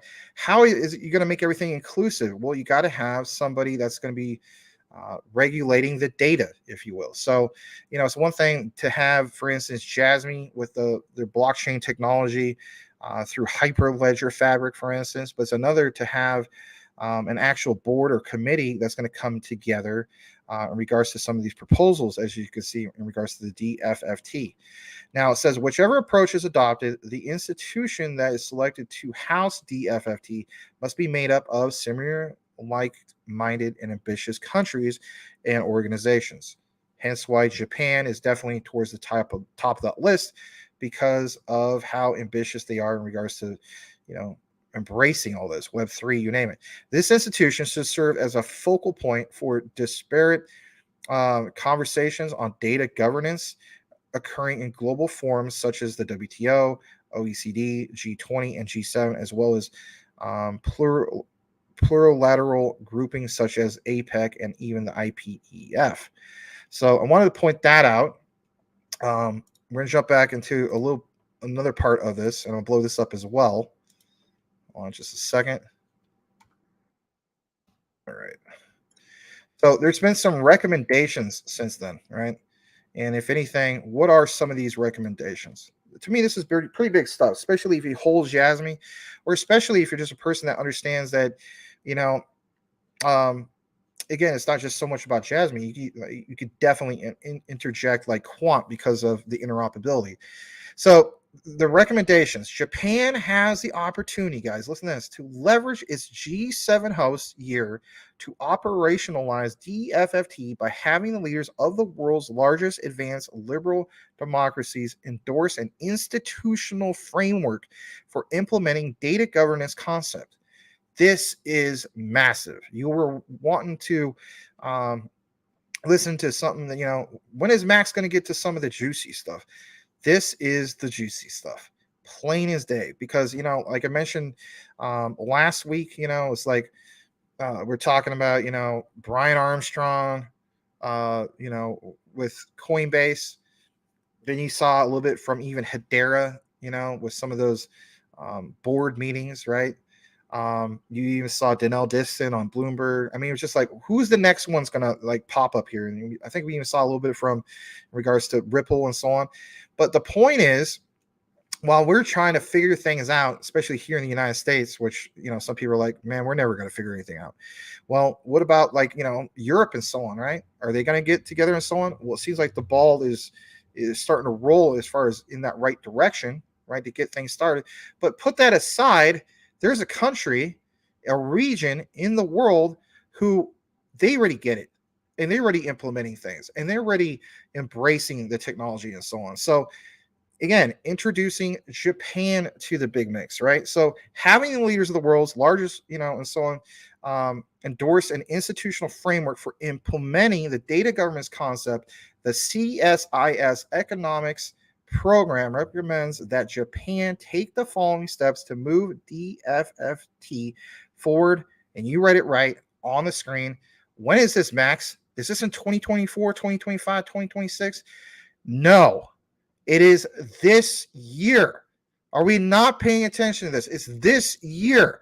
So when I say things, and I know I say a lot of things, right? And I'm not trying to hype people up too much, but once in a while I do a little bit of hype. If it's warranted, I have to have something to back up that hype. Here's something that backs up the hype of when Max always says, and I know I'm referring to myself in the third person, it's kind of weird, right? But here's a perfect example of when I say, hey guys, I feel as though Jasmine could get us there first. Well, I've also mentioned in the past, I feel as though Quant could very well get us there first, hence why it's consistently my number one, right? So for the purposes of this, let's focus on obviously Jasmine. So when I say things like, could Jasmine get us to the promised land first? When you see things like this and understand some of the connections they have, and understand that, you even saw Hari quoted that one particular governor, I forgot his name, you guys seen it in the past and so on, about some of the things they're introducing as far as, tax cuts and incentives for small and big businesses, right? Then you got to realize, like, why would he want to quote some of this, right? You got to keep in mind, some of these guys do have some of these connections, not just, former Sony executives and that's it. No, they got some big connections. So, this thing coming up in Tokyo, Japan, for instance, coming up here soon, that's big. But look what's mentioned here. Define trust and refine its application. While trust is central to the DFFT concept, it remains vaguely defined. Now, it says Japan should seek an agreed upon definition of trust from the G7 that incorporates both basic privacy, security, and other protections, but also avoids being so rigid or prescriptive that it precludes interoperability of data regimes. See next recommendation. Japan and its partners should also refine specific priority data sectors that DFFT should apply to, and how this definition of trust can be applied in each specific data context. Now, with that said, let's take a moment to take a step back, soak in the information, and recognize this. So we have a huge problem in the world, right? We focus on what's going on with the BRICS countries and so on.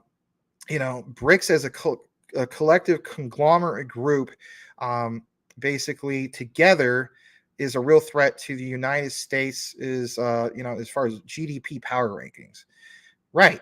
We get that, and it's a problem because some other countries, especially in South America, are basically going to be, or have been, as some of the reports, buying, for instance, in Chinese yuan or some other particular currencies other than the U.S. dollar, right? And we're losing our power play in the world. Now, you may be thinking, well, what does this have to do with this, Max? Just hear me out. The reason why we want to put so much focus on this thing of the trust from the G7 and so on is this. If the path forward for innovation and probably eventually getting the United States on board and so on, we have to have a big power player that gets it, right? And understand, Japan is part of the G7 and so on, right? So there's a difference between GDP power rankings, and then BRICS also being a threat to that. As far as United States is still number one. Keep in mind, Japan ranks number 3 in GDP power rankings. They're also part of the G7, right? So as a collective group of G7, that in itself still has a lot of power ranking in the world as a collective group when it comes to GDP. So, you know, we've mentioned in the past, well, what country could emerge and I guess you could say be the hero of, in my opinion, moving forward to, let's face it, get the United States possibly to get out of their head, their heads out of their butts and so on. I think it could very well be Japan, because if we look upon Japan and we could see the big power moves that they're doing and so on, well, them being part of G7 and so on, and us as well, the way I look at it is, look what's going to happen here. What could happen is we can finally get together and get something really, really going to get part of that clarity that we're looking for. Does it start with Japan? I think it very well does. What does that mean for projects like Jasmine and so on? Again, you could draw your own conclusion, but there's more in regards to this before we kick it back into the comments. And I want to mention this, and that is, it says Japan and its partners should also redefine, or I should say refine, the specific priority data sectors that DFFT should apply to, and how this definition of trust can be applied in each specific data context. It says focus on making national data governance systems interoperable. National data governance systems interoperable? Well, that would cover all the G7 countries. That would cover even the ones that are not part of G7 and so on, right? Yes, we talk about getting that massive volume, getting some of that, insane market cap for, crypto, the utility run. Is Japan going to be the one that really gets the utility run going because they already get it ahead of the rest of the world, or at least, over the United States? Very well could be. Here's an example. As Japan operationalizes DFFT, it should focus on the important and realistic option of ensuring that all countries' approaches to privacy, cybersecurity, financial oversight, and other data-related issues are compatible. Governments have and will continue to have heterogeneous approaches to these issues. Rather than driving toward a single global regime of harmonized laws and regulations, listen to this is the juicy stuff. The DFFT concept should be focused on building interoperability between national data systems based on shared principles and mutual recognition. Now, you may be thinking, well, how is that the juicy stuff? The reason why this is the juicy stuff is this. What is the point of us having regulatory, clarity and regulations that seem like it comes from a centralized approach? Do you get what I'm following? Are you following what I'm saying here?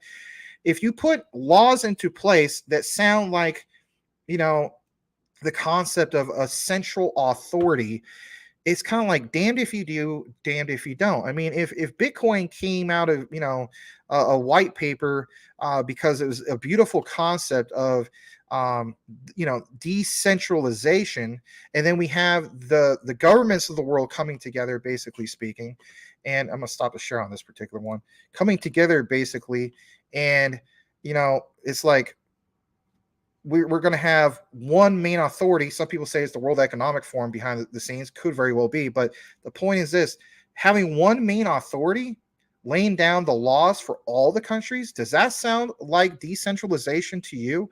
No, it does not.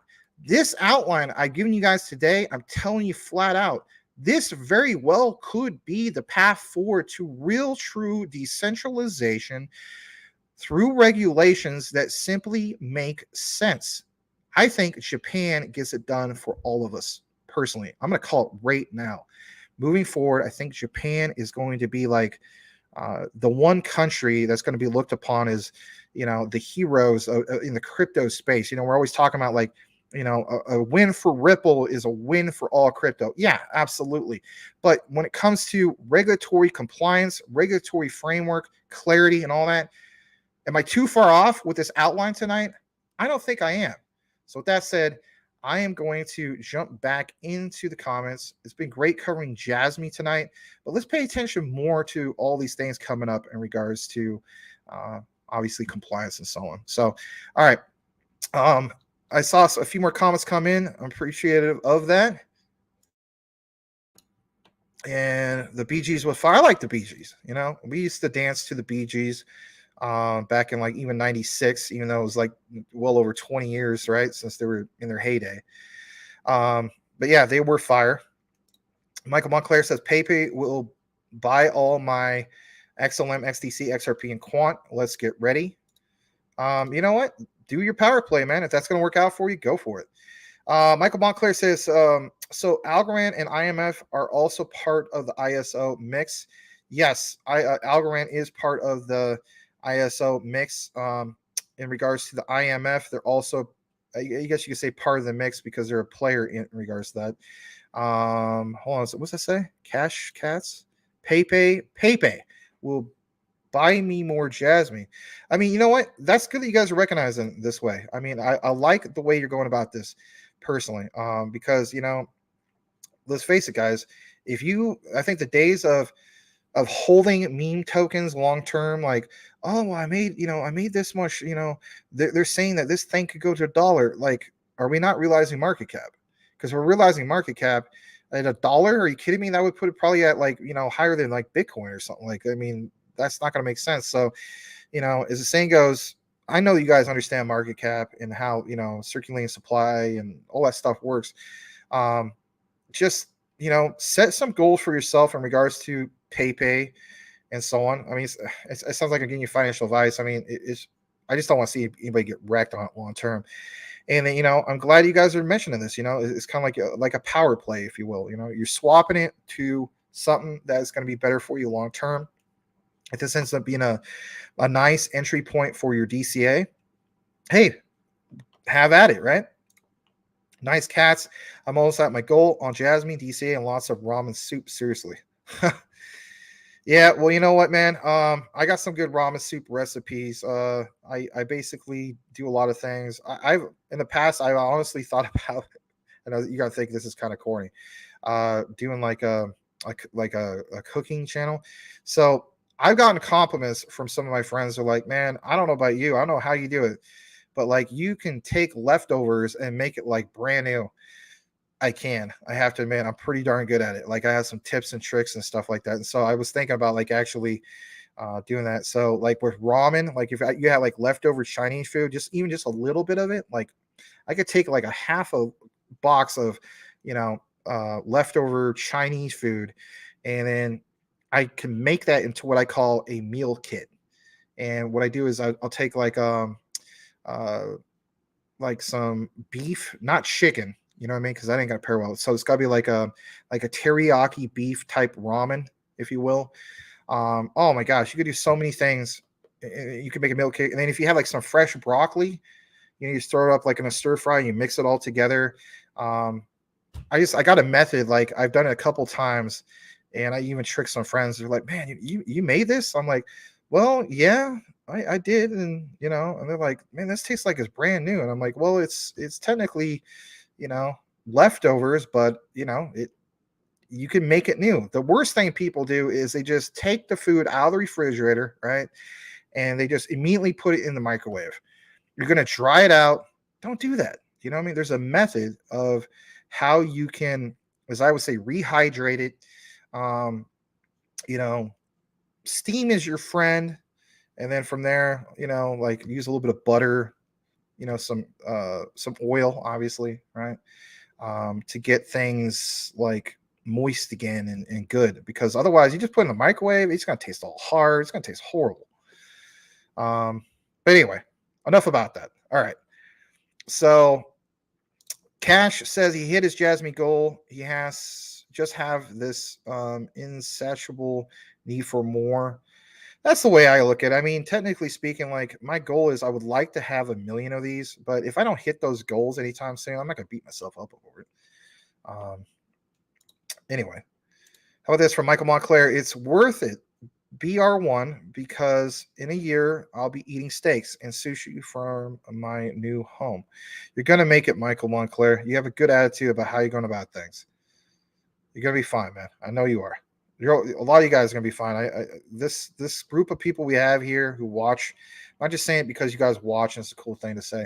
Like you could tell you guys have been into crypto for a while.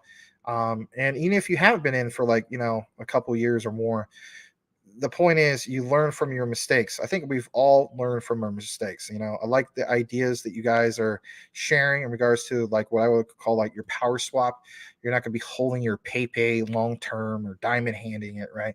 You're power swapping it for what? Some of these other ones that you feel is just better opportunity. And especially at these prices. Can you imagine if a person took their PayPay and they're like, nope, I'm convinced this thing is definitely going to go to $1. I'm not trying to flood it. I'm just trying to be real. This is going to go to $1. I just want to hold it forever because I was watching this one influencer or whatever. But at the same time, I'm going to buy a little bit of, Jasmine here and there. I mean, I guess a person could do that, but I just think what you guys are doing just seems to be a lot more smarter and makes a lot more sense. Sammy from Alabama, welcome back. Jasmine family, let's rock and roll up to the moon. Good point. Thank you for being here, Sammy from Alabama. All right. Blackwood says he just reached his 100,000 Jasmine goal. Awesome. Congratulations, man. Thank you, Max, for the crypto goodness. Well, you're welcome. I don't have a drink on me right now. I should have brought like a bottle of water right here, but it's okay. But yeah, you're very, very welcome. Hello to the wonderful Zara, Michael Montclair's fiance. Nice hairstyle to kind of twist my head to see where you're at on that. Looks good. Looks good. Welcome. All right. Let's see where we're at in the comments. Just a few more, and we'll kick it back into the next part of our segment here in a bit. Mike says he sold a second property he had a shop on and put it all. Wow. That's epic, man. Well, shout out to you, man. I mean, I've put a lot back into crypto. My total is about this is shout out to Brian Dowdy. This is not as he would say, like a pissing contest, but so I already put about 72, 73K back into crypto. My thing is like I have to be super picky about what I'm going to do. I'm just not comfortable, personally speaking, because some people are like, well, why don't you just like, mortgage your house and stuff like that? No, at the end of the day, as gung-ho as I am about Jasmine and some of these other things and whatnot, I'm not willing to do that. I don't have a second property and so on. Maybe if I did, I'd do something like that. But shout out to you, man. That is really like awesome. Like you must be completely convinced of the research that you've done and so on, and where we're going as far as like for the future Jasmine. And basically speaking, we're still towards the bottom, not right at dirt bottom, but man, if you sold a second property and you did put it all in Jasmine, then that would put you, in my opinion, in like whale status for sure. And if anything, guys, think about this. With Mike, think about how much less pressure that puts on him to achieve some of the goals for Jasmine. Now, I get this, right? I'm going all over the place. Sorry about that. I'm thinking about a lot. And by the way, Larry told me an interesting fact about how many thoughts a person has per day. I think it's like 60,000 thoughts per day, which is insane. But so I got so many thoughts going through my head. So from Mike, right? So I just got through saying on one side of your hand, right, is I say, this puts a lot less pressure on him to reach certain goals, right? So for instance, we mentioned Salamander, XDC, he has over 1.5 million of those. So in reality, he hits a buck that, that's technically speaking, that's all he needs to worry about, right? And then that becomes basically 1.5 million for him. All right. Again, another perfect example is Mike. You don't have to share how much you technically have, but we know it's a freaking insane amount of Jasmine. I mean, that puts you in like blue, not just whale status, probably blue whale status, maybe a school of whales or something. I don't know about that much, but you're definitely in whale status, in my opinion. So with that said, while we're focused on, for instance, 50 cents or $1 for Jasmine, if he wanted to, like, where would he be at? Is he only going to have to focus on 5 cents? Is he only have to focus on 10 cents? Don't know exactly how much he has and so on. And that doesn't matter. But again, so much less pressure because you have so much of the particular asset. You guys know about this stuff. But on the other hand, some people say, well, Max, he still has a lot of pressure because, he sold a second property. So there is that pressure. And yes, absolutely. But I'm just saying, that's the beautiful thing about, having a Some people call it diamond hands or, whale status, whatever. All I got to say is I was very impressed with that. That's awesome. Shout out to you, man. All right, let's go further down into the comments. Dan Armin says Pepe is dipping. All right. And GS says Pepe will buy me more pizza, hamburgers, french fries, beers, and H-bar. All right. Dan Armin, I guess around 6 to 8 area. Huh. All right. Trump created today. And Member Vincent says, in defense of those still hodling, this current day and time is all in part of the plan. 2023 comes before 2025, and a lot of it, and a lot is going to still happen until then. Shiba, Luna Classic, Saitama, you name it. Yeah, I mean, for me, Saitama would probably end up being one I hold to the end. Because I'm one of those type of guys. You guys see me. I've held my darn Clifford Inu. I know. God, Max got a Clifford Inu. It was part of the crypto journey. What can I say? But yeah, I held it too long. But Saitama, on the other hand, the way I look at it with them, if we get to all-time highs for obviously Bitcoin and Ethereum, I think we do. Could I eventually have a little bit of profit of Saitama? Possibly. But for me, I'm not going to be one of those type of guys who's going to be like, well, I'll be darned. They have really impressed me. I think I'll hold this even longer. Nope. I will do what you guys are currently doing with your PayPay, right? And that is I will power swap that. So I have over 4,000 into Saitama. If I get any profits after gas fees into Saitama or break even, I'm going to move that to, whatever is still on sale from, the quantum financial system or ISOs, right? All right. Maximus Stewart. I'm trying to think of, Martha Stewart, because I said something about cooking. I get it now. I was like, what? Yeah. No kidding. All right. Dingy says, I highly doubt USA, the world power, is just sleeping. Looking how everyone's getting on the digital currency and having no option to keep us with the competition. They will jump last second with XRP. I hope so. I want to root for that. I mean, who doesn't want to root for that? I think you're definitely with Michael Cornwell. He's mentioned that before. Where is Mr. Muff? He's probably busy selling like a container or two, raking in that moolah. But which is good, shout out to Mr. Muff. But yeah, he's mentioned that, he feels like they're probably working in the background. I think also, who was it? Is Gucci Boy still in the house? Gucci Boy, if you're here, you mentioned that, right? You feel as though the US is going to be fine. That's basically what's going on. GS says, Din, the US State Department giving props to Hedera is not coincidence. H-bar, not financial advice. Yeah, I mean, we recently saw it, right? Big meeting, right? That was breaking news from 3, 4, 5 days ago, right? So that's cool stuff. Let me turn on this fan. I need to do it, otherwise my leg is gonna stick to the darn chair. All right. Let's see where else here. Blackwood says he thinks it's best that nobody holds their PayPay in public. Yeah, there you go. Your PayPay le più. Good advice, Blackwood. Do not go out in the streets and hold your PayPay in public, les macheries. All right. Speaking of which, maybe he's listening, but he's not commenting. And if that's the case, shout out to the one, the only, La Concommission. Oui. All right. Yeah, the love of my life is Zara. Well, you're doing pretty good, my friend. I salute you on that for sure. All right. Seeker of Truth. Congrats. You also hit. You know what? I'm so happy for you guys. All you guys. Seeker of Truth. Cash. Whoever else I missed, right? We mentioned, some people said in the past, what should be a goal, right? Like a minimum goal.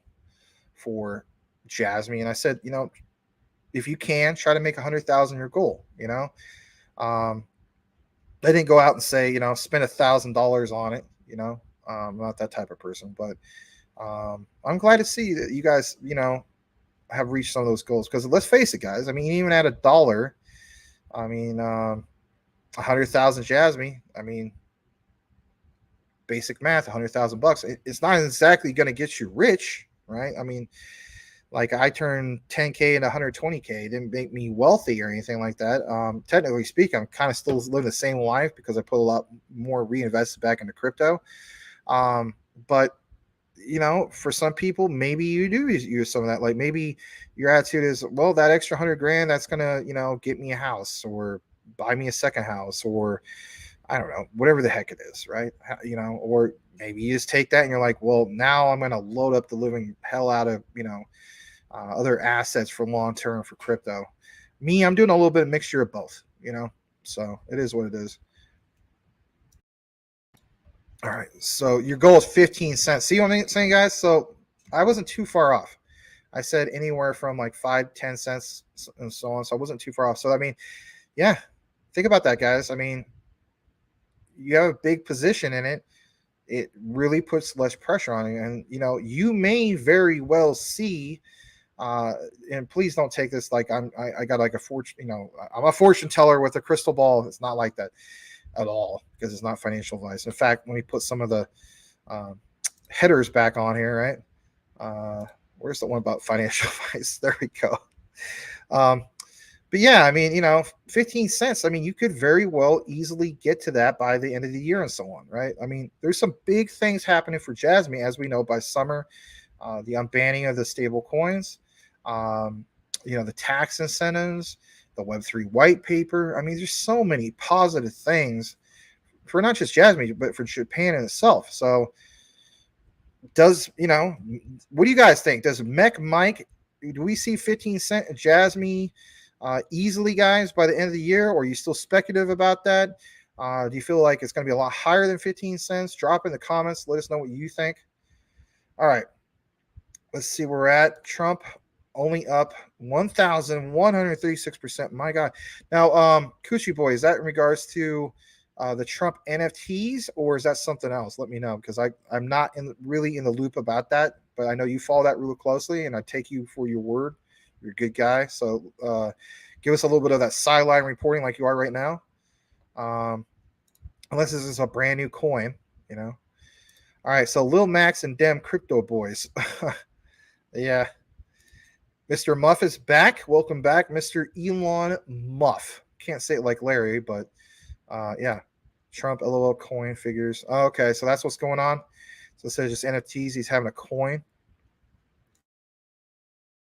How about this? Is it officially from the same team that made the NFTs, or is it a different team? That's what I want to know. All right. Coochie Boy says, here, sleeping in the back of the class. Yes is the answer. Yes is the answer. Teach. Okay. I'm halfway there on Jasmine. On your goals. I can't remember what your goals are for Jasmine. If you want to share it, you don't have to. All right. Keegan Kang. Oh my gosh. Keegan Kang. Welcome back. Medicaid. Who am I thinking of? Oh, yeah, there's Keegan. There's so many people with similar names as yours. There's Kevin Cage. There's obviously you, Keegan King. We know who you are. And then there's some other person. I think maybe it was Larry that also calls you, Keegan King or Keegan Kong for some reason. All right, so Medicaid, MCAID has been moving steadily. I think of Medicaid, I think of like our government program on Medicaid. It's been a 3x to 4x since the pre-sale. How many more exchanges will be listed in the short term? Right now, it's only Uniswap and Bitmart. Oh, Ishmart, huh? $3 Jasmine. Bring it. Interesting. Nelly there says Jasmine, $6.30 by October 2024. Ooh. Coochie Boy says new Trump token created today. Okay, I'm going to have to obviously take a look into it. But again, Cooch, is it from the team that did the NFTs that did really, really well? All right, Salamare said retirement, baby. $1 XTC. Yep, you'd be at $1.5 million, my friend. And I believe you are a married individual, so you won't get hit with such, insane taxes. I know for me, how it goes is I still file single. So for me, it's still 33%. But once you get up to the higher bracket, I believe it's like 50%, right? So, and again, this is where the whole talk of do you put it in a crypto Roth IRA? Do you go with iTrust Capital? I mean, teach his own. All right, some people do, some people won't. Tax is going to be crazy. All right, a couple more comments. Michael Montclair said, "True Blackwood, that would be some nice studio time." And okay. Let's kick it into the next part of our coverage. Give me just a moment to, pull this up. And let's see where we're at. All right. So let's get stuff in regards to the DFFT. Let's kick it into some Ripple XRP, you know me. All right. So let's jump into that right now. Saw this earlier today.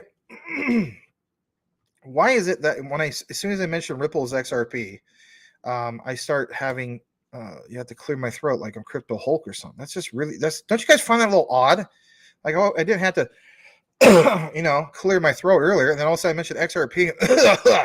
I just think it's kind of odd. I'm not doing it on purpose either. I just think that's kind of a weird coincidence. All right, so we're gonna jump into this. So I do need some water, but that's all right. So it says XRP is like gold that can instantly teleport around the world. David Schwartz, right, of Ripple.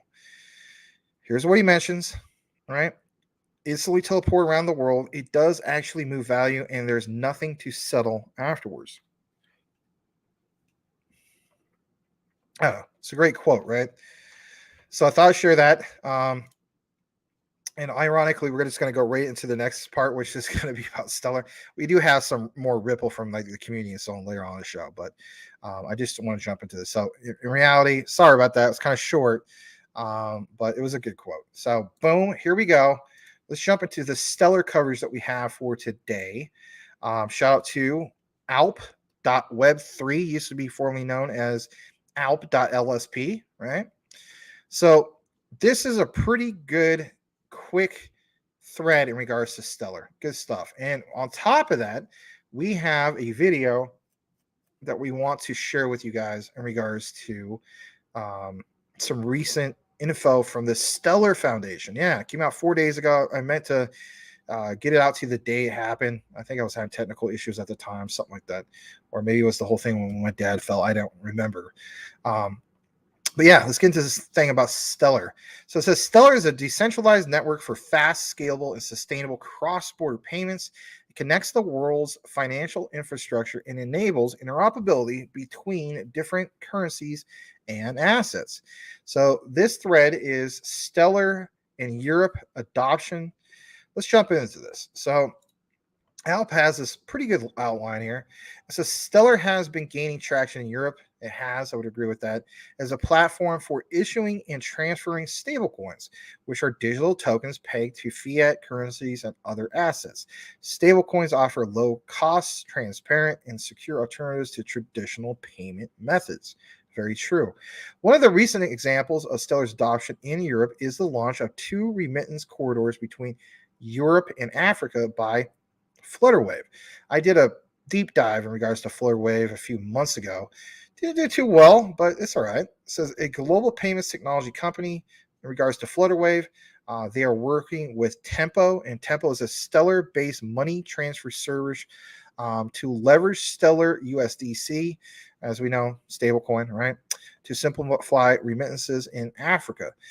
This partnership will benefit businesses and individuals who need to send and receive money cross borders, especially in regions that have been historically underserved by the existing financial system. It will also contribute to a stronger and more inclusive Pan-African digital payments infrastructure.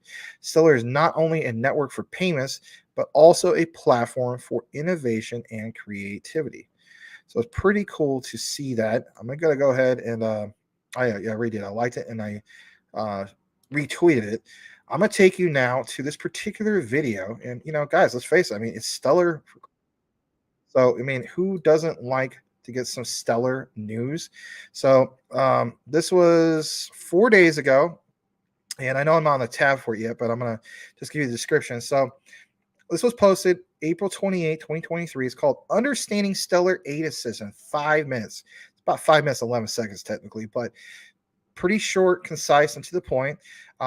Here's the description. It says, with Stellar Aid Assist, aid organizations can use first of its kind blockchain solution to deliver instant and transparent digital aid at scale. Cash-based interventions serve as a lifeline to millions worldwide in support of basic needs. Stellar Aid Assist leverages the power of Stellar Network and the ecosystem built around it to get money into the hands of those who need it quickly and at low cost. It's fast to deploy and can scale quickly to meet a moment of crisis, like for instance in the Ukraine. So I'm going to go ahead and pull this up for you guys. And we're going to go ahead and watch this. It's only 5 minutes or so. Smash that like. Nice to get some new stellar news, right? Smash that like for stellar. Let's go. Most people in this room have probably never been on the receiving end of humanitarian aid. But I'm willing to bet that you've needed to be paid by an organization, conveniently and reliably, maybe even across borders. It's hard. That same problem exists within the humanitarian world, and is what we at SDF sought to address when building Stellar Aid Assist. This is not a small niche problem. There are over 100 million forcibly displaced people today. That's one person displaced every 2 seconds. UN agencies and NGOs send billions of dollars in cash assistance to people in need each year. Each payment can mean the difference between someone being able to provide for their family's basic needs or not.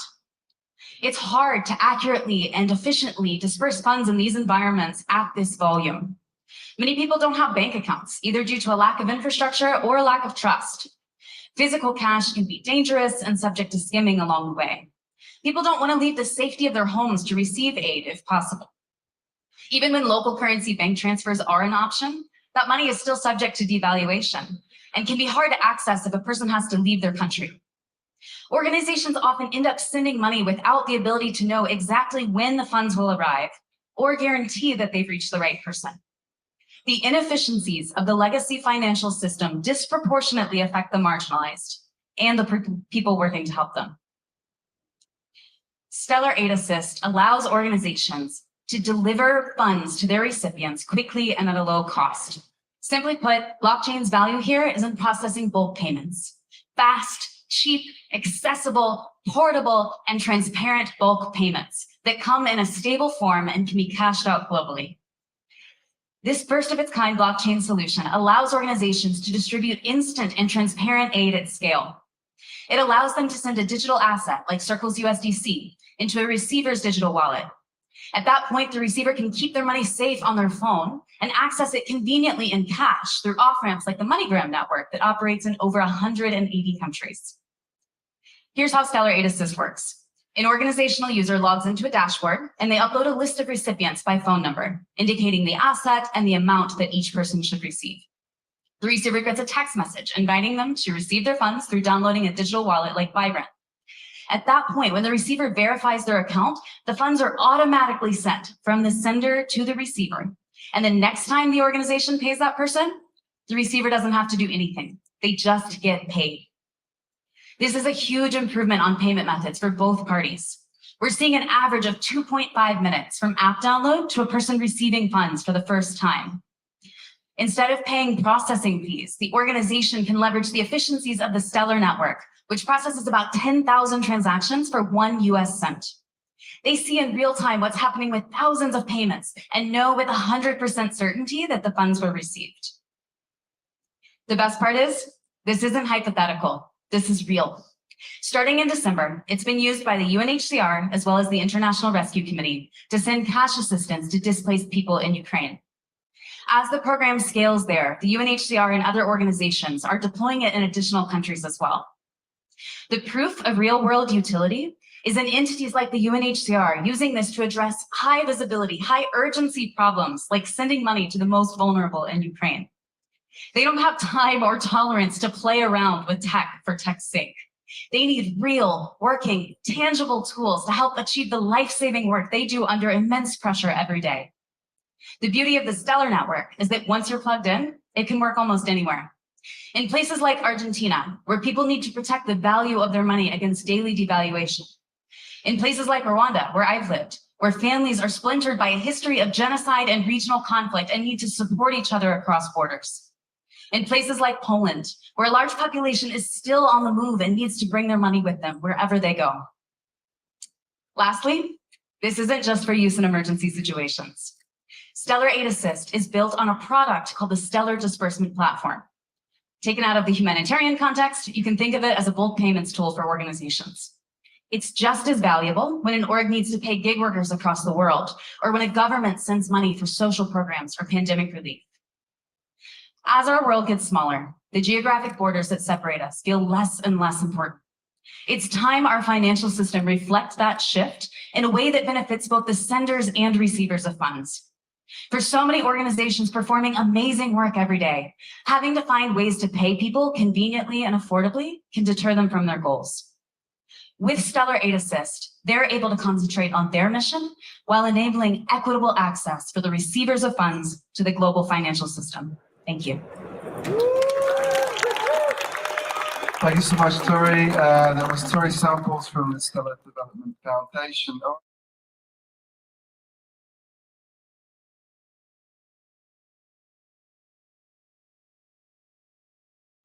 All right, so that was cool to see that, especially, you know, some of the things she mentioned, you know, 10,000 transactions, less than a, you know, not even a penny. I mean, what's there not to be impressed about, right? Also, is that Consensus 2023. For instance, Hara Jasmine was also at Consensus 2023. So cool stuff, right? Who wouldn't like to attend some of these particular conferences? Maybe at some point in the future, I'll do some of these things. You know, I was thinking about that earlier, actually. All right, I'm gonna go ahead and kick it back into some more comments real quick. Mech Mike says Houston Jasmine Gaming. Salamander says XRP. All right. Coochie Boy says, not sure, too early to tell, Max. Not much info available on Trump yet. Oh, okay. Fair enough. Is the coin orange? Yeah. I mean, it should be, right? That's a funny question, though. Coochie Boy says, just deleted a zero loud. Yeah, that's crazy, man. Just deleted a zero in what, 1 day? Did I read that right? 1 day? Is that like a world record or something? Cash Cat says my Ripple suit. Yeah, you know what, guys? Let me state this real quick. All right, there's a date. I don't know if you guys remember this, or I'm sure you pay attention to this stuff. John Deaton mentioned specifically May 6th. So we are at May 2nd. May 6th is on Saturday. If we don't get something by the 6th, then I don't think anything is going to happen until at least June or July. That's just me. But at the end of the day, I still feel as though that this thing's going to get wrapped up this year. I just don't know when. But yeah, hopefully you guys are paying attention to what's going to happen before May 6th. It could very well come and go. I don't know. But I just remember John Deaton mentioning May 6th. All right. Michael Montclair says studio time is around 3K. Let me see how far behind I am. 11 minutes, not too bad. So yes, it would help. River says the pre-sale for that Love Hate Inu stuff sold out last night. Love Hate Inu, huh? What's the address for the Trump coin? I'm sure Coochie Boy could probably give you that. Selmo Fuzz says Trump pumping hard, laughing his you know what off. It's on Coin Market Cap. It is? Okay, we can pull it up real quick.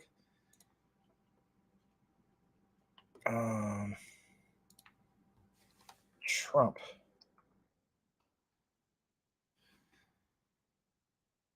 Oh, is it the one called Free Trump? I don't know which one it is. All right, let me know which one it is, because there's one called Free Trump, then there's one called Huge, then there's one called Trump Inu. Anyway, he says at the very bottom. Let me see. Yeah, this can't be it. The Free Trump. Let me see what else we can pull up. Trump.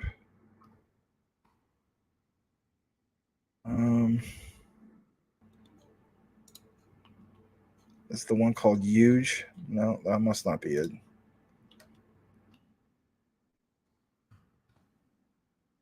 Trump Inu. No. Huh. All right, let me know. We'll try to pull it up for you.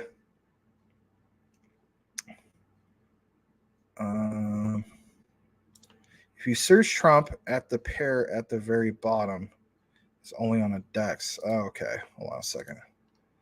That's probably what's going on. Oh, I see what you're talking about now. All right, I think it's this one where it's got the pairing Trump / wrapped Ethereum. That has to be it. All right, let me see. Holy cow! Yeah, this is definitely it. All right, hold on. Let's pull this up. Here it is. And yeah, I mean, you guys mentioned it was up over 1,000% earlier. It's up over 918% right now. Total liquidity is only 61,000. Only 175 holders. Wow, like you guys talk about being early, huh? Jeez, interesting.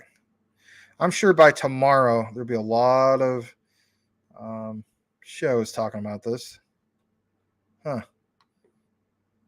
Cool stuff. We'll leave that up there for a bit. That's crazy. Leave it up like right there. All right.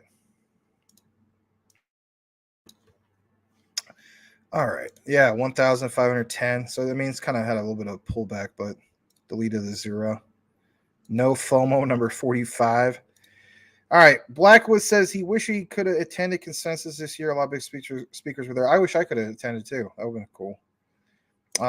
Big Watch Dude says, hey guys, PayPay just dropped to zero on a centralized exchange. Really? Which centralized exchange? All right. Hold on a second. I want to read this. I agree. I wasn't paying $2,500 unless they were giving out NFTs. LOL. I think the next one is in Vegas, 12 hours. All right. Correction from Big Watch Dude. He meant it gained a zero. It came back as zero. Okay. Here's the contract, apparently. Yeah. All right, hold on. Type in the search bar, look at the drop down bottom. You will see Trump with a liquidity of like 164,000, probably on the other pairing. Yeah. I got what you're saying. Look in the chat. Hello.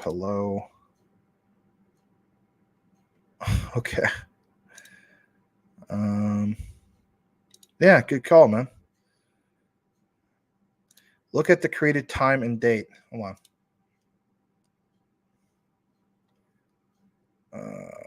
Shoot. Pool was created today at May 2nd at 08:28. So like this morning, like literally, like basically like 12 hours ago. It's 8:25 my time. So literally in 3 minutes, like 12 hours ago. That's crazy. That is insane, man. Huh. Added zero. Interesting. Oh, Maxi. Okay. Marvin Davis says, what's up, Max? And the CTN fam. Glad to have you here, Mr. Marvin Davis. All right. Let's go ahead and get into the next part of what we have for you guys today.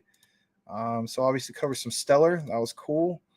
I'm actually going to jump into some XDC. I know it sounds crazy. But yeah, some XDC. Actually, I'm going to share this from Coochie Boy real quick. My bad. Let me share this. And then we'll jump into some XDC. All right. So here's what he was talking about earlier. And here it is. This was Trump, the new one that was launched, I guess, 12 hours ago. You know, up 1,062% roughly. Crazy, crazy stuff. Wow. That's insane. All right. Okay. All right. So let's jump into some of this XDC. Smash that like if you haven't done so already. And obviously, we're going to talk about some XDC. I'm just going to pull up some of these things real quick. All right. So here it is. And shout out to this guy, a new guy we're featuring. His name is CryptoNerd. You know, kind of interesting name. All right. So it says right here, XDC Foundation's launch of the low-code/no-code tokenization platform, Origin. No, not like EA's failed Origin. By the way, if anybody's using an old Origin account, I just found out within the last month or two, they phased that out. You probably already know about that.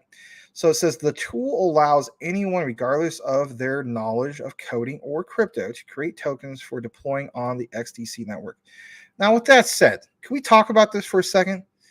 So, you know, if it's meme coin season, right, you would think at some particular point, if, you know, the whole point of like some of these guys who launch meme tokens, they want, you know, ERC20 and so on. They just want, you know, that basic template.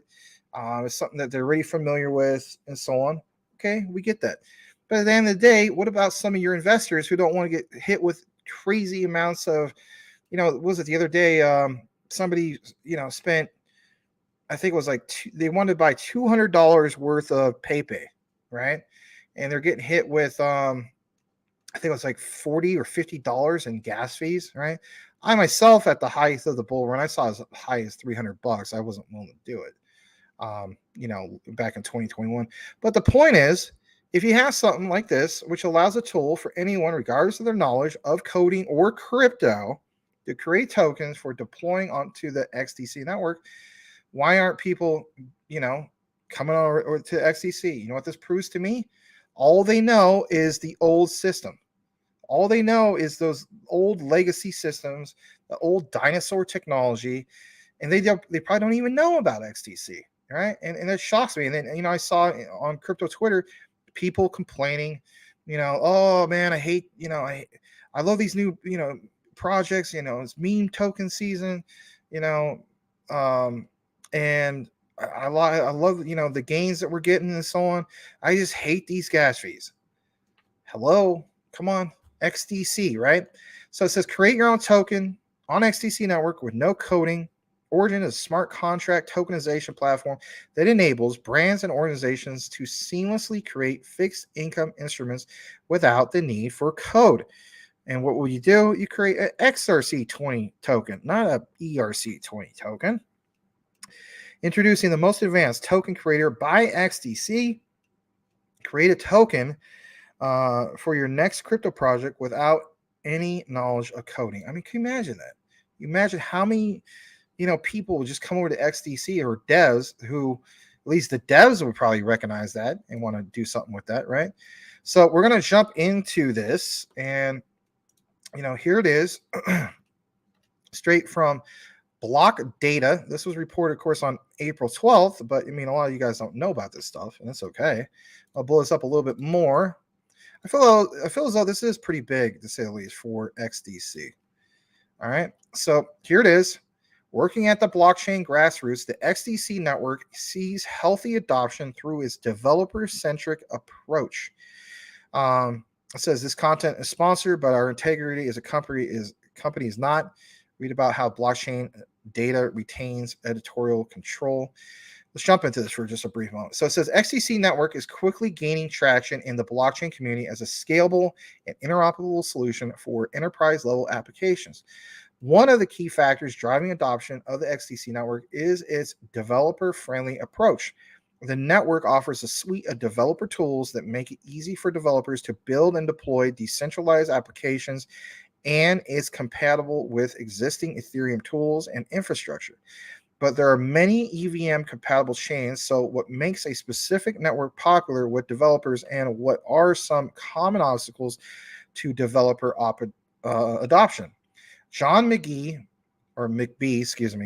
director of integration at XDC Network, has a refreshing viewpoint. In his view, a network success with developers is as much about non-technical aspects as it is about hard benchmarks, features, and even specifications.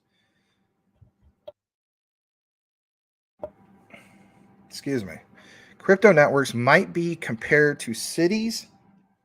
Just like every city has its own characteristics, amenities, and landmarks, every blockchain possesses unique features and capabilities that lure certain developers. And as with cities, developers might come to a network for one feature but remain for others. And that is a good point. And if anything, this helps an ecosystem get built out and, let's face it, guys, thrive, right? So it mentions the XDC network, for example, became well known for offering access to trade finance instruments. Big time. Every time somebody even mentions XDC, they're mentioning the trade sector. It says it basically was described in our previous spotlight, but it says, it has been attracting developers to use cases other than trade finance. Now, this part is interesting because, the focus a lot of times on XDC is trade. So John McBee, who's co-founder at the XDC community, says it is gaining popularity as a first-tier flexible use enterprise grade blockchain, for example. Now, listen to this. This is good stuff. Dallas-based fintech startup Impel, which we've covered in a deep dive like 2 or 3 times, relies on the XDC network to power its API-based cross-border financial messaging product, which is an alternative to SWIFT and complies with the ISO 222 financial messaging standard. Remember, when ISO 222 went live on March 20th, you saw the example of that one particular gentleman who sent an ISO 222 message, and he used XDC as what? As collateral. XDC and Bitcoin-based collateral can also be added to such messages. Another perfect example, enabling the ISO 222 defined instant settlement processes. Fathom, which is a decentralized finance platform for lending and borrowing, was soft launched on the XDC network earlier this year. It's not just finance, but XDC network, McBee says, is actually able to power virtually any decentralized application. Regardless of the use case, is put to XDC network is fast, low fee, and fully EVM compatible, he has, which means code written for deployment on XDC will work on Ethereum and vice versa. I covered the whole thing that happened with Polygon with ZK EVM, how I felt as though that was very powerful for Polygon because it's going to attract a lot of new developers to jump ship and go over towards Polygon. Perfect case, even though the price didn't pump, right? I think it was because of that one hack personally, but we did see in regards to Polygon a 300% increase in volume. Why? Again, understand the whole concept of EVM. So what about XDC? This leaves the door to XDC wide open for any developer familiar with developing on Ethereum to develop on XDC without enduring Ethereum's high transaction fees and congestion. The main difference is that when you are done, you point your code to the XDC network instead of the Ethereum network, says McBee. But his belief is that impressive technical specifications like XDC's are no longer necessary enough to win developers' attention. Now, hear us out in regards to this, or hear him out. He has this good quote. He says, blockchain networks have evolved to a point where technical specifications don't matter as much as they did. Here's an example. Like 5 years ago. As a developer, you don't really need, or excuse me, as a developer, you don't really decide where to build on that basis anymore because several of the networks are fast, cheap, secure, energy efficient, and so on. Instead, you are going to go where the infrastructure is solid and where there are professional enterprise level communities attached to the network. And here's another couple good examples, and this is really long, so I could get to the whole thing. But this is a great analysis. So picture this, right? He says, like a city, a blockchain network stands out through its community and ecosystem. Newcomers benefit from the tools, resources, and participants a network has to offer. That's why XDC Network spent so much time on developer tooling, easy use, and gaining the trust of large businesses and institutional finance. Think about that for a second. Institutional finance. In part thanks to its developer-centric approach, XDC has seen use cases multiply on the network, including projects in NFTs, digital asset tokenization, ESG reporting, and even DeFi. Now, what I want to mention here in regards to this, analogy of what he mentioned with the city, right? And how it stands out and so on. It's kind of like what we deal with our own cities and so on. I don't know if you guys have ever been to the San Francisco Bay Area. One of the most annoying things about that area, I mean, it's iconic. Don't get me wrong. I love going there. It's a nice place to visit. But one of the things that's super annoying is don't bring a car to San Francisco. Like some people say, don't, take a car to Manhattan. Right. I've never been to Manhattan, but I've definitely been to San Francisco. I have a cousin that lives, for instance, in the Brooklyn area of New York in that particular borough. But he verified the same thing because he's also been in San Francisco. And that is this, you get into situations where things become like a tourist trap. Okay. So how does this relate to blockchain technology? Well, basically speaking, in San Francisco, you have this place called the Fisherman's Wharf, right? And it's a very, very famous place. And a lot of people want to see it and so on. But it's an absolute tourist trap. They're going to price gouge you to death. You got to look at some of this blockchain technology in the same type of light, right? Ethereum, you're going to get freaking, price gouged to death. And what? Ethereum gas fees and so on. So, whether it's a city, like in this particular example, or whether it's a blockchain, right? At the end of the day, people are going to go where they can get the best quality for the most reasonable price, not necessarily for the cheapest price, right? You got to have something solid. We couldn't even relate this to layman's terms, right? Look at In-N-Out Burger, right? On In-N-Out Burger, I could go out there to roughly 1:30 in the morning on Friday and Saturday, get myself a reasonably priced burger and fries and a drink, right? And I know that this is a good quality burger every single time. I can't say that if I go to Burger King. Sometimes at Burger King, my Whopper is going to be delicious, and sometimes, I hate to say it, it's not. It's going to be burnt, or it's not going to be consistent. The fries, all that stuff, it lacks consistency. You can apply some of these things to, for instance, with blockchain, but the point being is this, that quality, the speed of service, and so on. In-N-Out Burger actually is a great analogy in regards to all of this, right? So I could go there at 15 minutes before they close if I wanted to.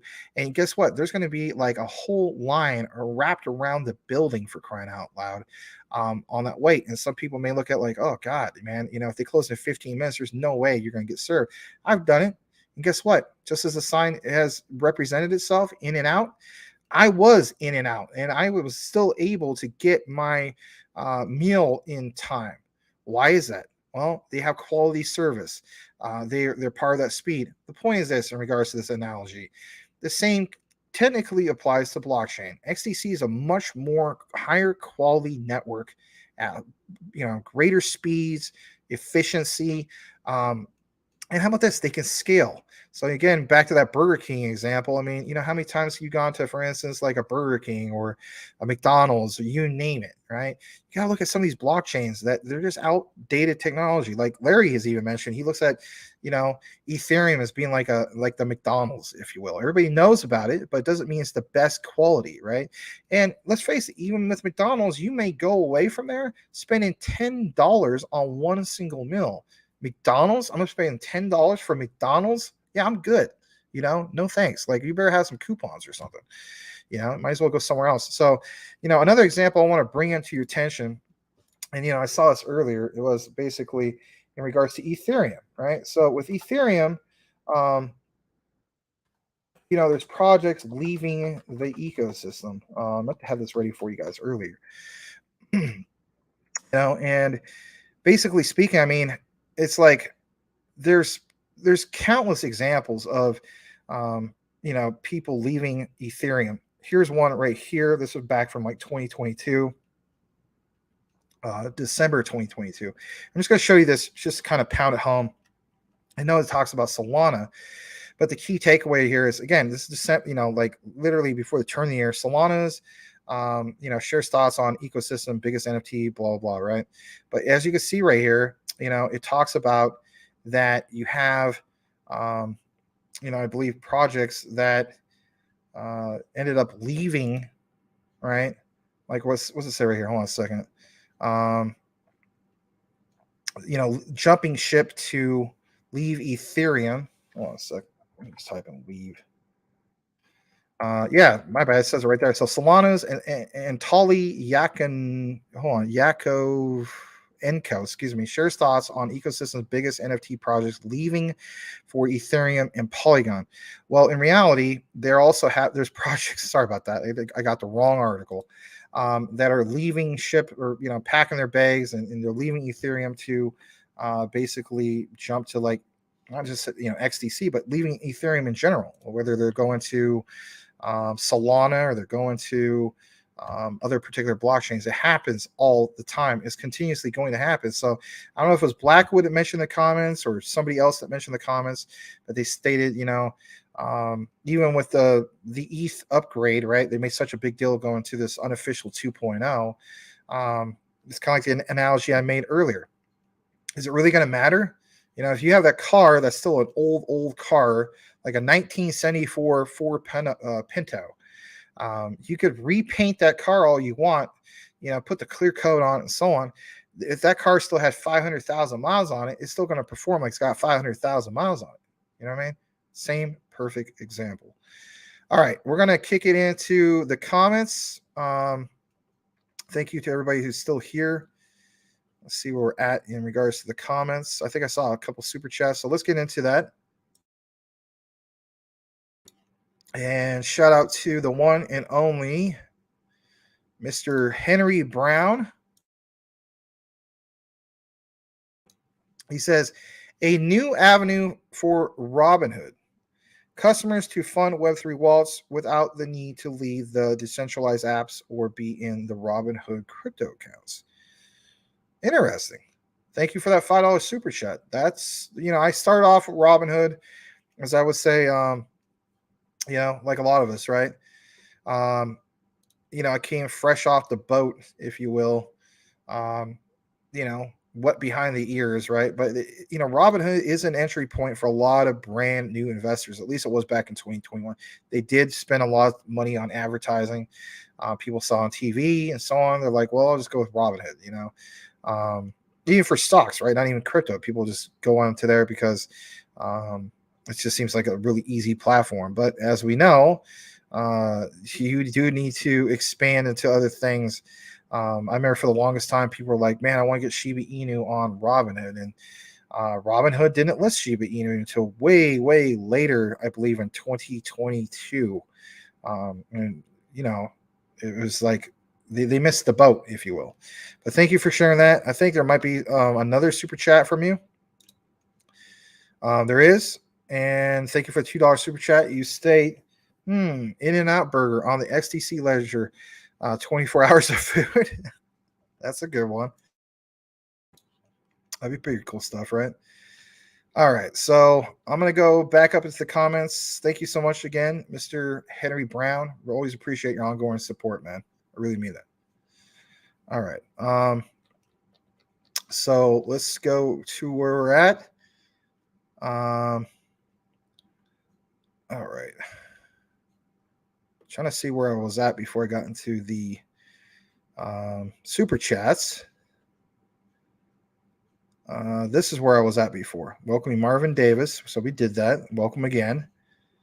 And Marvin Davis says, folks, finna get wrecked. Ridiculous. ETH gas fees, XEC next to none. But hey, ISO, who know?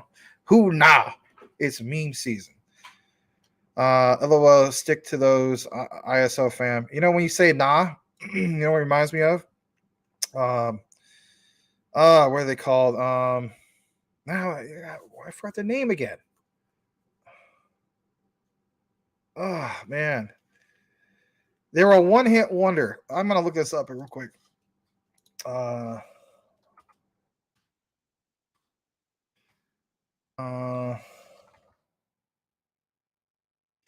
Nappy Roots. That's right. So they got, you know, how they go, oh nah, hell nah. Y'all went up and done it. Yeah, the Nappy Roots. That's what it reminded me of. I don't know if you remember them. They're from like the early 2000s. But yeah, I agree with you on that particular statement. He said any time. And Michael Montclair says, laughing out loud. Okay, we'll do Blackwood. I must have missed the joke on that one. Calvin, welcome back. He says, for now, I'm 100% BTC next week. Interesting. Well, welcome back to Calvin with his T6 glider. Michael Montclair says, my dad's family owned beachfront property in San Francisco. They sold it in 1934. That's the year my dad was born. So 1934 is an interesting year. You know, like I mentioned, John Dillinger was killed. Bonnie and Clyde were killed. Pretty Boy Floyd was killed that year.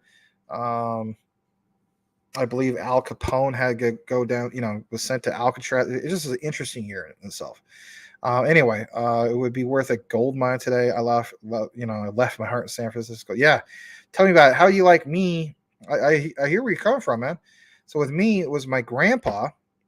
You know how the saying goes, you know, don't sell the farm. He literally sold the farm. Yeah. He sold the farm, I guess, back in like the 1950s, the Stanley farm.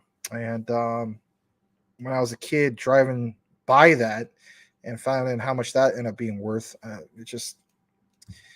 it was one of those things, you know. It's just like, what were you thinking? I mean, but I don't hate my grandpa. I love him and miss him very much. You know, he made mistakes. So, but they did sell the farm. And that same farm, as we speak, I guess it's not like one of the biggest ones, but it's the people that own that farm, they have orchards of filberts. And if you guys know what filberts are, like, you know, hazelnuts, right? For your coffee and whatnot. And they do a lot of volume. So it's like, great. It's one of those things. All right. That's why it's good to have what, guys? A trust. You know, if you got kids and stuff like that, do a trust.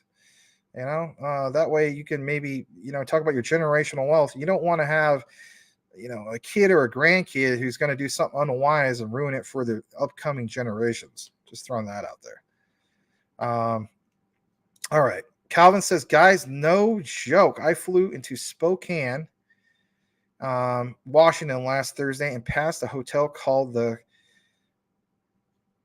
I think it's a typo, the Caroline Inn. Oh God, did you immediately think of? I almost said, did you immediately think of Michael Montclair? That would make no sense. Brian Dowie. I gotta admit, I mean, you know, Tim Shea always talks about, you know, Caroline, but it's Brian Dowie who always mentions Caroline. I don't think Brian Dowie's here tonight. That's okay. Hopefully he's doing well. Michael Montclair says, ETH is now serving the new Angus burger. Remember that with McDonald's. Yeah, I do remember that. You know what? You want to talk about, you guys want to do something kind of somewhat fun? So there's two burgers that I really miss from McDonald's. Number one is I miss the Arch Deluxe. To me, that was the best burger they ever had. It was very sad they got rid of that. And then number two was the Big and Tasty to rival the Whopper. Yeah, you better believe when I was a senior in high school getting a Big and Tasty for 99 cents or $1, right? That was awesome. They used to have, remember, a bucket of fries they used to call it, which was just basically like an extra large drink filled with French fries.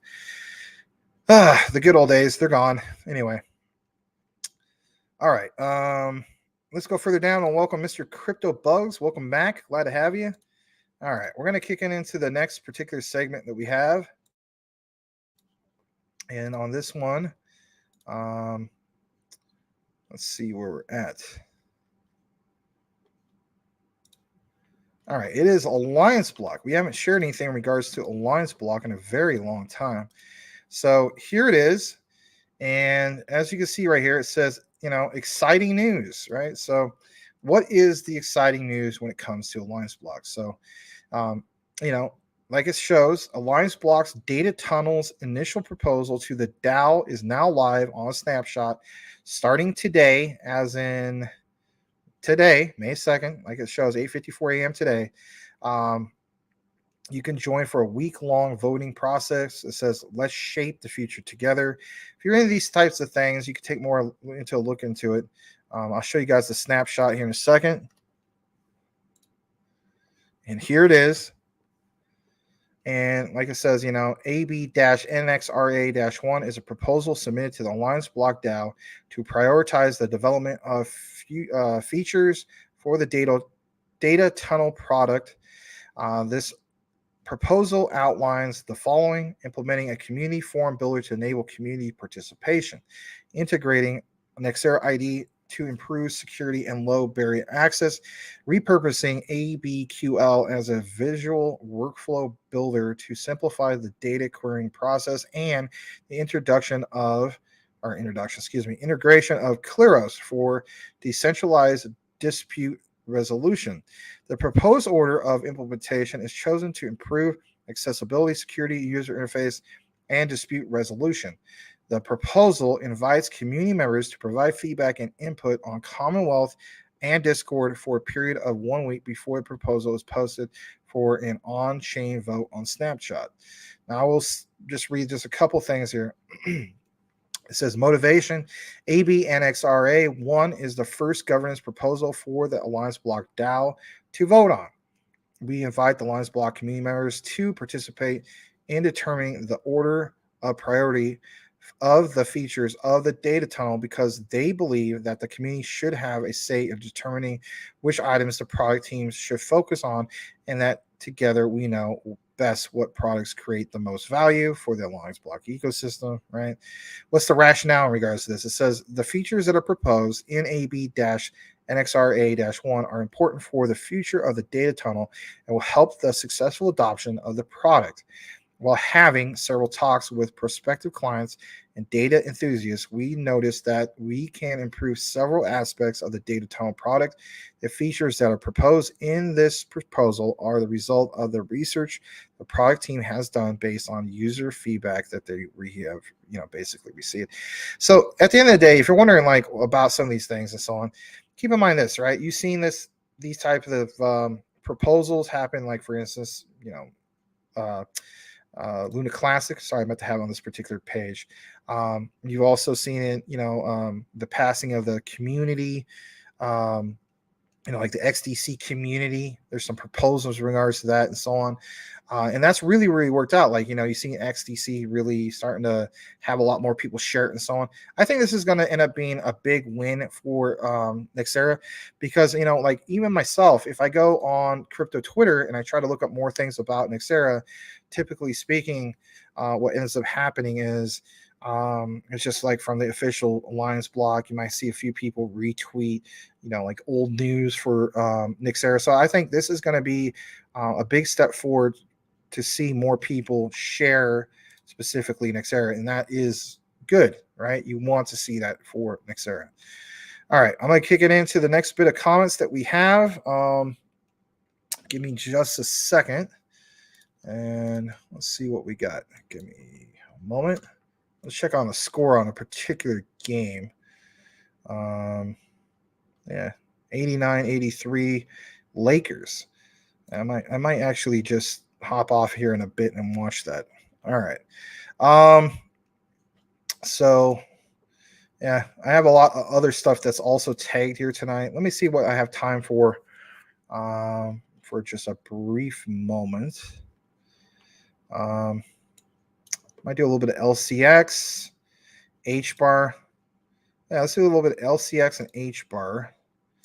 And then these other ones for BSV, I think I'll probably just say that for tomorrow. So yeah, let's do that. All right, let's jump into some LCX and then some H-bar. So here we go.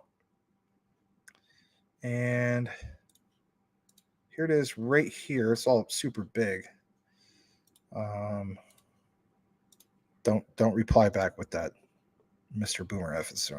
With your, that's what she said. But anyway, all right. So here it is.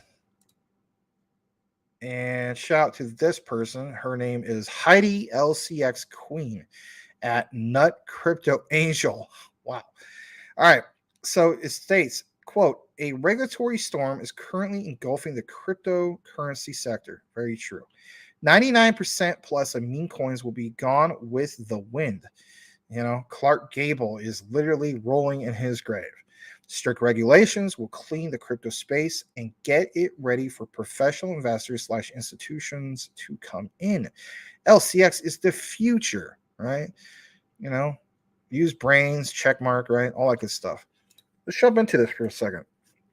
So this came from ambcrypto.com. You know, it's just a quick little screenshot. It says more crypto lawsuits coming soon, warns ex-SEC chief. In light of the ongoing crackdown on digital assets, regulatory experts claim that providers of cryptocurrency exchange traded funds are having difficulty positioning their offering as reliable investments. Look what's mentioned here, right? It says, you know, from this particular outline, it says in the EU and in Europe, several projects for the creation of security token platforms or in the post-trade era have been identified, but few are already in operation or are limited in scale. Testing phase or limited to small or medium-sized companies for both operational and legal reasons. Look what's also mentioned here. Introduce LCX, a new kind of global financial technology company.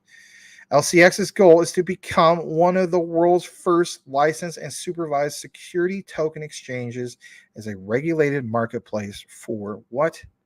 Digital assets. Regulation is the key for the future infrastructure of crypto. Very true. LCX is the most regulated exchange worldwide. I would agree with that. LCX is the only platform globally who can host a token sale on behalf of projects in a fully compliant manner. Last, LCX achieved 9 licenses and and of the most sophisticated, you know, they're the most sophisticated, blockchain law in the world. So that is super cool, you know, and you know, the way I look at it is it was quick to the point, but yeah, we are going to see a ish storm of what's going to be coming here soon, right? All right, we'll tab it more before I kick it back into the comments. This is breaking from Mason versus Louise. Shout out to him. You should be following, especially if you like H-bar. It says H-bar is officially hit 8 billion transactions. 8 billion. My God, that's a lot, right? That's a big, big milestone. Smash that like for some H-bar. Driven by the innovative applications, ecosystems, and retail users on the open source public Hedera network. Yeah, H-bar. Who wouldn't get excited about that? All right. So just a little brief update, you know, just basic stuff, nothing like a super deep dive or anything. But in regards to a little bit more of H-bar, I do want to show you guys this. In regards to Citadel Wallet, it says, we are really happy to announce that our very first blog post is out now, written by Shadera H-bar, who's Peggy Caesar. And she is a professional writer with a very unique style, and she's excited to have her on board taking into a special role. There's a Medium article about it. Let's see if I have time to get into this. Give me a second. I don't have that shared yet. Might be super, super long. Yeah, it is. I'll probably say this for tomorrow. So give me just a second. And some of our other coverage. Yep, I'm going to save all this stuff for tomorrow. Because I want to go watch that fourth quarter. Lakers and Golden State. What's there not to get excited about? So with that said, I am going to just get through the last bit of the comments. I thank you guys all for being here tonight. Kind of crazy day as far as the attendance, but that's okay. And let's go further down. Blackwood says he misses the McDLT. Big and tasty was the copycat. Didn't fool me, them bastards.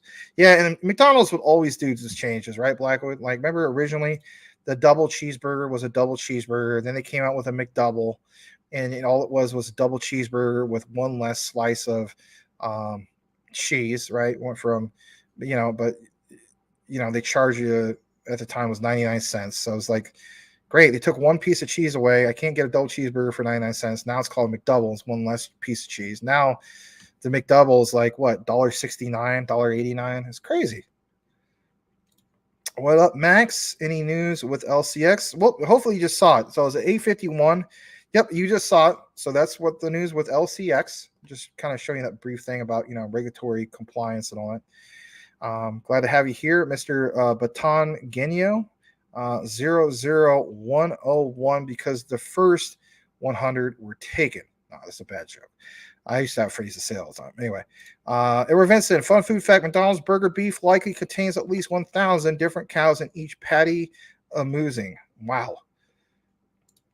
Yeah, it was from Alliance Block.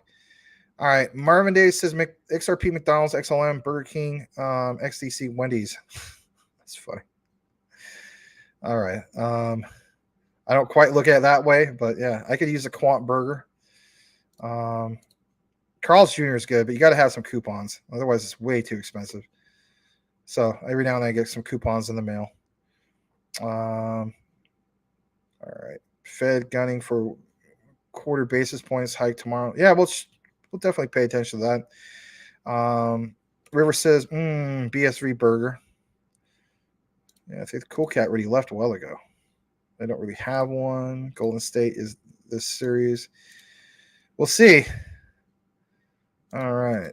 I mean, that's who's predicted to win, I think, across the board. I would agree with you on that. McDouble, one slice of cheese, daily double, 2. Yeah. All right, guys. It's been a good show. Great show. Thank you again for being here. I really appreciate you guys. Be out on the lookout for some more content. Today's recorded video was WadsPay, WTK. Is it the mecca of crypto? Well, I should have put it that it was, an intro, not necessarily so much of a deep dive. I mean, the time-wise, it looked like a deep dive. If you're interested in WadsPay, take a look at the video. Just give me a heads up. My dial on my microphone got knocked too far over to the other side, so it might sound a little bit distorted or too loud. I apologize for that, but I didn't feel like making a whole new deep dive video because of that. So hopefully you give me benefit of the doubt on that. But if you want to see what's the juicy stuff about WadsPay, WTK, take a look at the video. It's in the recorded video section. You can't miss it. It literally shows, Mecca, Saudi Arabia in the background. Find out more about WTK, because you know what? When we talk about use case and also having something unique in regards to payments, they definitely stand out. And, it's one of those ones where it's like, God, another one I might have to just get into. Don't know for sure, because I'm very selective nowadays on ones I, choose a new position of. My thing is I just want to stack what I have, right? Some of you guys are doing that. But I think there's really something solid with WTK, WadsPay. So if you want to learn more about that, check it out in the recorded section.